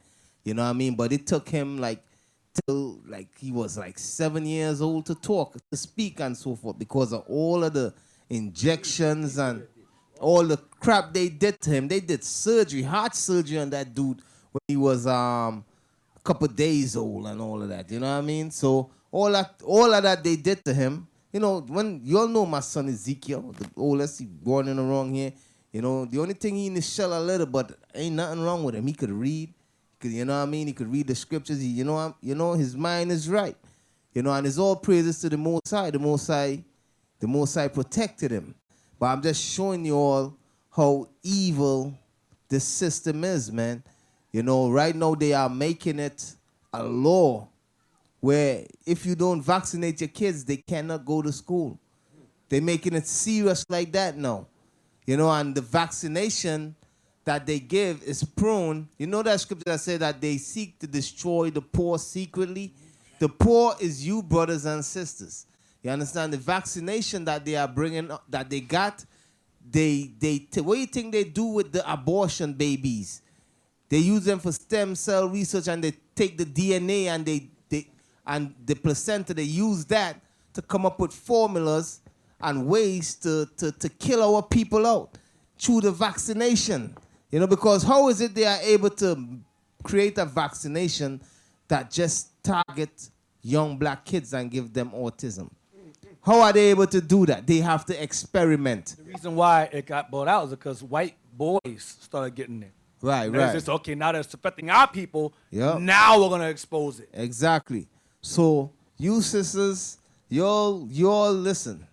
You all use wisdom, and we giving you all from our examples that things we went through. You know, if Esau come to you and tell you, and the bishop had brought it out too, the same thing they came to him with Nehemiah. Same thing they came to him with. You know, they tried to make you have abortions, and they put fear tactics on you sisters. You know, oh, something might wrong with the baby and so forth. But those of you all that was here in the midday class, you all saw, I brought out a couple scriptures concerning childbirth. You saw how all the foremothers had problems in childbirth. You know, they always had problems because Satan was always there to try to destroy the righteous seed, man. You know, every time the righteous seed is to be born, Satan was always there to destroy the righteous seed, man. So you all pay attention to what's going on, you know? It's just like the scripture when the Lord said he did not give us a spirit of fear. Think about what fear would do. Fear, a man's words can put so much fear. It's like you go to the doctor and say, you're about to die in 5 days. Then you find out you're still there. 20 years later, you're still there. You understand? Fear. Fear, man. You have to put your trust upon God who's able to wake you up, take away their spirit whatever time you want. But don't let no man and no woman get you in a spirit of fear where you have to make a decision out of fear.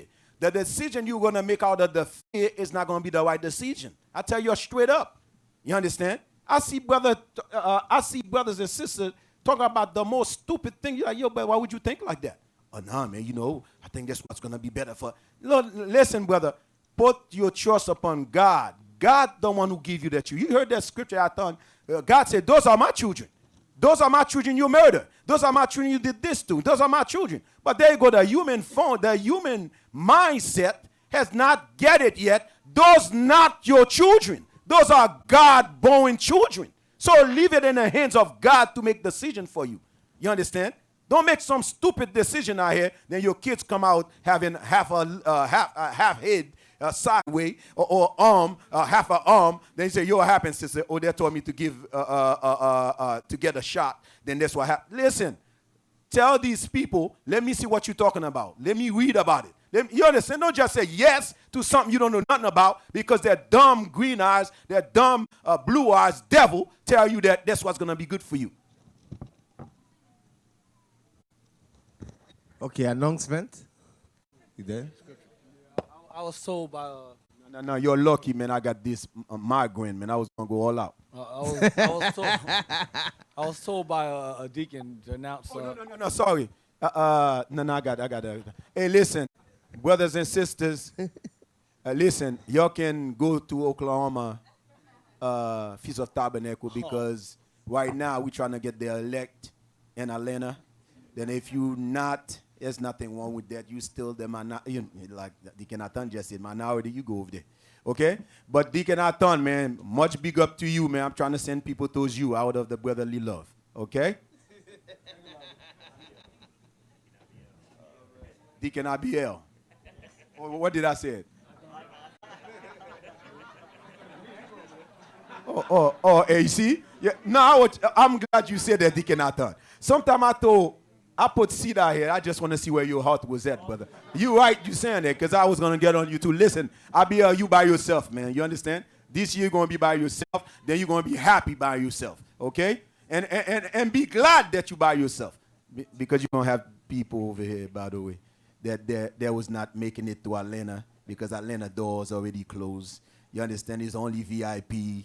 Abiel, even though we don't want you to come to Abiel. When you get to your senses, Abiel, we don't want you to go to Atlanta. You understand? Stay where you at. Thank you. Thank you, family. We appreciate y'all. Yeah, man, keep your prayer up, man, for Deacon Eythan. Brother need a lot of prayer. Hey, listen. Who's new here? Who's new here? Put your hands up. Oh, you new, brother? You see?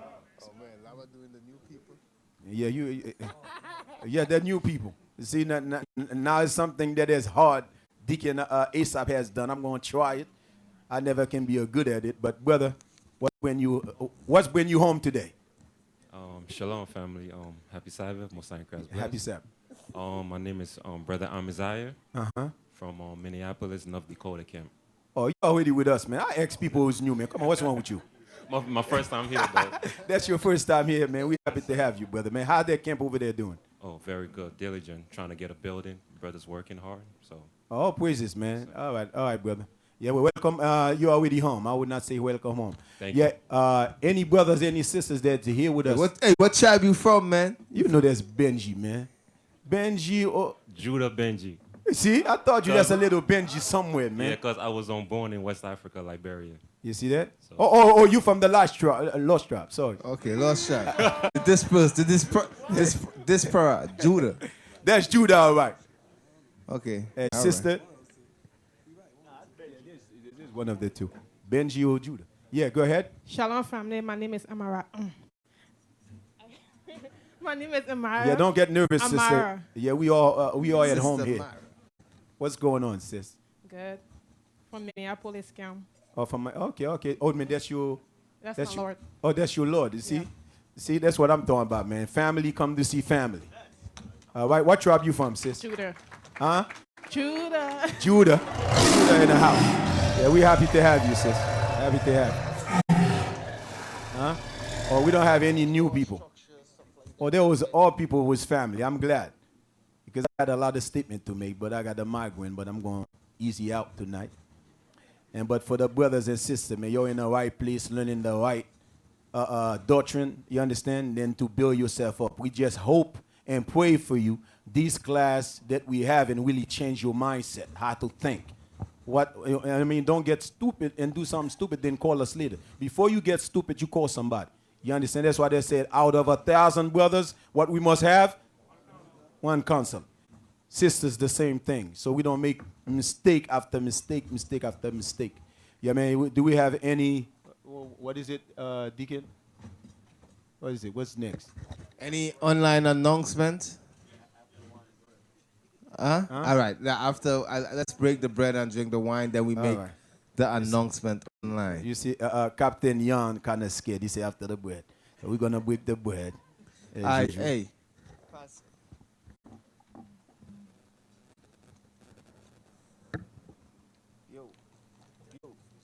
Yeah, Deacon Eythan, man. Hey, listen, man. Listen.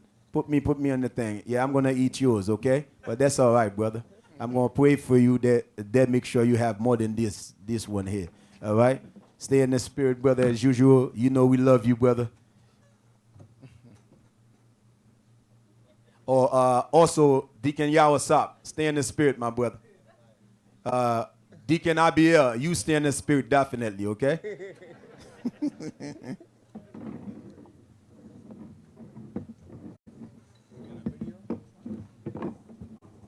Yo, Deacon Yawasap, you always in the spirit. You know I'm just messing with you. I don't know about Abiel, but I know you always in the spirit. Because you from New York. You from New York, brother. I don't know about Abiel come from. I don't know where he come from. But, you know what I'm saying? But I know where you come from. You from the home of a free. What the hell is that? That sounds like some American stuff. The home of the freeborn. The home of the freeborn. You see, I just keep you all laughing because guess what? In this captivity, you're going to have to show some teeth, some smile, man. Because guess what? After today, tomorrow, some of you are going to work under the white man, oppression again. You understand? So if I keep you a little smile in your face, at least you will consider when I'm not here, you say, I miss Deacon Laba. Saying?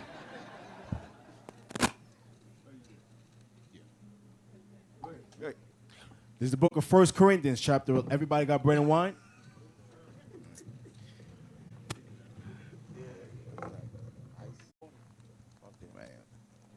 For I have received of the Lord that which also I delivered unto you, that the Lord Jesus, the same night in which he was betrayed, took bread. And when he had given thanks, he brake it and said, Take, eat, this is my body which is broken for you. This do in remembrance of me. After the same manner also he took the cup, when he had supped, saying, This cup is the New Testament in my blood. Do ye as oft as ye drink it in remembrance of me. For as often as ye eat this bread and drink this cup, ye do show the Lord's death till he come. Wherefore, whosoever shall eat this bread and drink this cup of the Lord unworthily shall be guilty of the body and blood of the Lord. But let a man examine himself. So let him eat of that bread and drink of that cup. For he that eateth and drinketh unworthily eateth and drinketh damnation to himself, not discerning the Lord's body. For this cause many are weak and sickly among you, and many sleep. And Your through brothers, that, your we sisters, say man. Amen. Your brothers, your sisters, when you take this part of the bread, the part of this wine, man, make sure you're doing it worthy. You understand? Don't be out here breaking every laws, then you out here drinking like everything good. That's what the scripture said.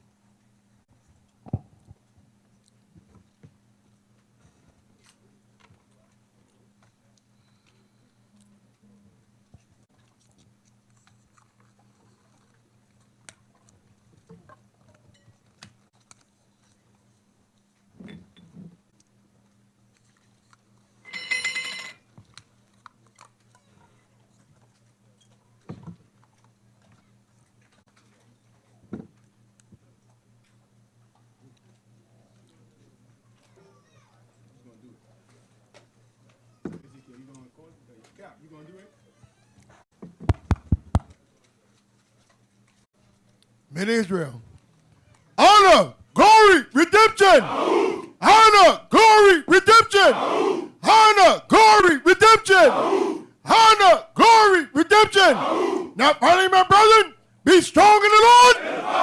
Hit what? Hit what? Hit what? Hit what? Praises, all praises to the Most High and His Son, Jesus the Christ. Yeah, your brothers, your sisters, man. Yeah, man, like Deacon Abiel said, if Deacon Eythan would leave me to do the class, I would, what he said? Yeah, he said that he glad Deacon Eythan came. Listen, these classes, he said, the next thing was going to be about makeup. You understand? Your sisters, man, you understand? All we talking about is about seeing you and your glory, because we would like to see you in the right mindset. You understand? That's all this class is all about. It's not to destroy you in any form. Never think like that. When you start thinking like that, you're still thinking carnal. It's all about to show you how beautiful you are. You can do better. You understand? You have to get better. That's all this class is all about. Those class met to build you up, not to destroy you in any form. We're the same way. All right? We're about to show the video with Philly Camp. They were also in the Juneteenth parade. So play this video and let's show what the Philly brothers did.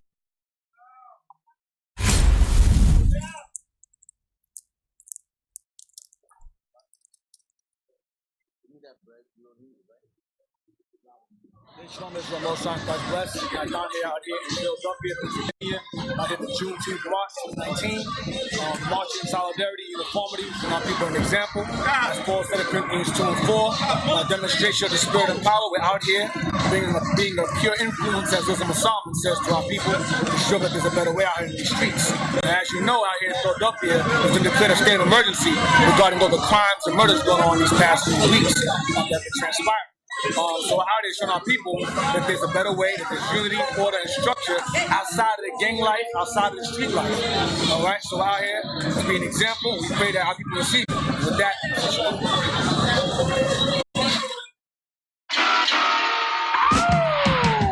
big body sumo flow. If you bout your crown, kudos. Oh, that's my song. Baby rap, yo, that's my song. The uno dose. Uno dose, that is the uno dose. 1, 2, 1, 2, big body sumo flow. If you bout your crown, kudos dope. Baby rap, yo, town is the uno dose. The uno dose, that is the uno dose. 1, 2, 1, 2. The wind's changing, it's discernible. I left my gold bodies at a terminal. Righteous king amongst you. Right hand, who's the king? Ready, right hand, down. Perfect shots at impossible angles. It's either have to have nots and they not to be tangled. Damn, we shipped the nature sliding off them boats. And on the land, the finishing move was off the road. To eat them for overeating, selling sugar and bogus freedom and broken English. You private child. But we got him now, 144 down, wild, bring the lock it down. Big body sumo flow, if you bout your crown. Who are you? Who are you? Uno dose, that is the uno dose. 1, 2, 1, 2, big body sumo flow. If you bout your crown, kudos dope. Baby rap, yo, town is the uno dose. The uno dose, that is the uno dose. 1, 2, 1, 2. From now on, everything's flammable. A Hebrew man's a whole different animal. I had a lot of hate in my heart. I still do. Somebody that'll lie to your face and get you killed too. You can name a time and a place. For purple and gold, I have to acknowledge these colors of royalty today. The bad raps and these dad hats. Hope the next drug they take me a bad batch. All my enemies is red, they some lab rats. When I die, flame emoji by my hashtag. Build my nation Israel, put in legwork. 3-7. If you bout your crown, kudos dope. Baby rap, yo, down is the uno dose. The uno dose, that is the uno dose. 1, 2, 1, 2, big body sumo flow. If you bout your crown, kudos dope. Baby rap, yo, down is the uno dose. The uno dose, that is the uno dose. 1, 2, 1, 2. They been eyeing us, was I right or what? Never get high enough to try your luck. I threw a viral with a spiral. Now it's all over the web with a spider touch. Damn, we world was ours before we had seconds. Just a heart that hate tough and we stay under. On the way, we on your ass like plate numbers, keeping the commandments. Laws of a black Jew, you don't understand it, cause ain't nobody asked you. DMV, I'm Jai like Michael Jai White. Black dynamite, all kind of strife. Sun rising, not surprising. Bearded, fierce, black Pierce Brosnan, cause we was bondsmen. Through my scripts like my face taped to it. Wait, I can't stop dripping great break fluid. Living God, great and terrible, face unbearable. Listen to this parable. The Apple Watch ain't new, the tech been wearable. Weapons not carnal, I got better in the arsenal. 12. Let's give a round of applause for Philly Camp. Yo, not only Philly Camp, man. Brother, brother, you in the spirit, stay in the spirit. Give a brother applause as well, man. The music was on point. Atlanta. Yeah, man. Yeah, you see, we didn't need what we have, over 1,000 over there in Memphis. We can do the job, big or little, for your Kano brothers, for your Kano sister who's saying that, who was having a bad statement or evil thought about what we trying to do. You don't call the shot here. You understand? Always remember that. Your opinion don't mean nothing here. You understand? So we're going to continue to make effect throughout this world. Guess what? Brothers, the prophet is back. You understand? We're going to do the works of the Lord. Let's clap. Clap your hand for yourself. Clap your hand for yourself, man. All right. Check. Turn it up a little bit more, please. So write this email down on the screen for me. IUIC, musicdepartment@gmail.com. Put it on the screen. This is for you brothers and sisters attending the Feast of Tabernacles in Oklahoma, okay? This is not for Atlanta, and this is not for New York. This is for Oklahoma. So if you're going to be performing, and whether it be music, whether it be dances, or whether it be poetry, whatever it is, comedy, whatever it is, you're going to email it to this email, IUICmusicdepartment@gmail.com, okay? Email it now and don't do it last minute. If you have something you're going to do down there, send it now, okay? Y'all got, okay, good. All right, that's it.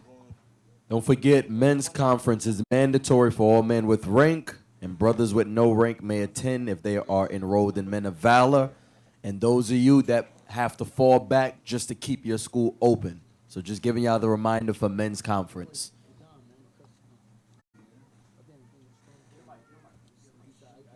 Oh, I got another one. What I did with it?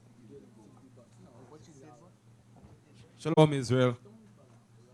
Yes, we're trying to have something for the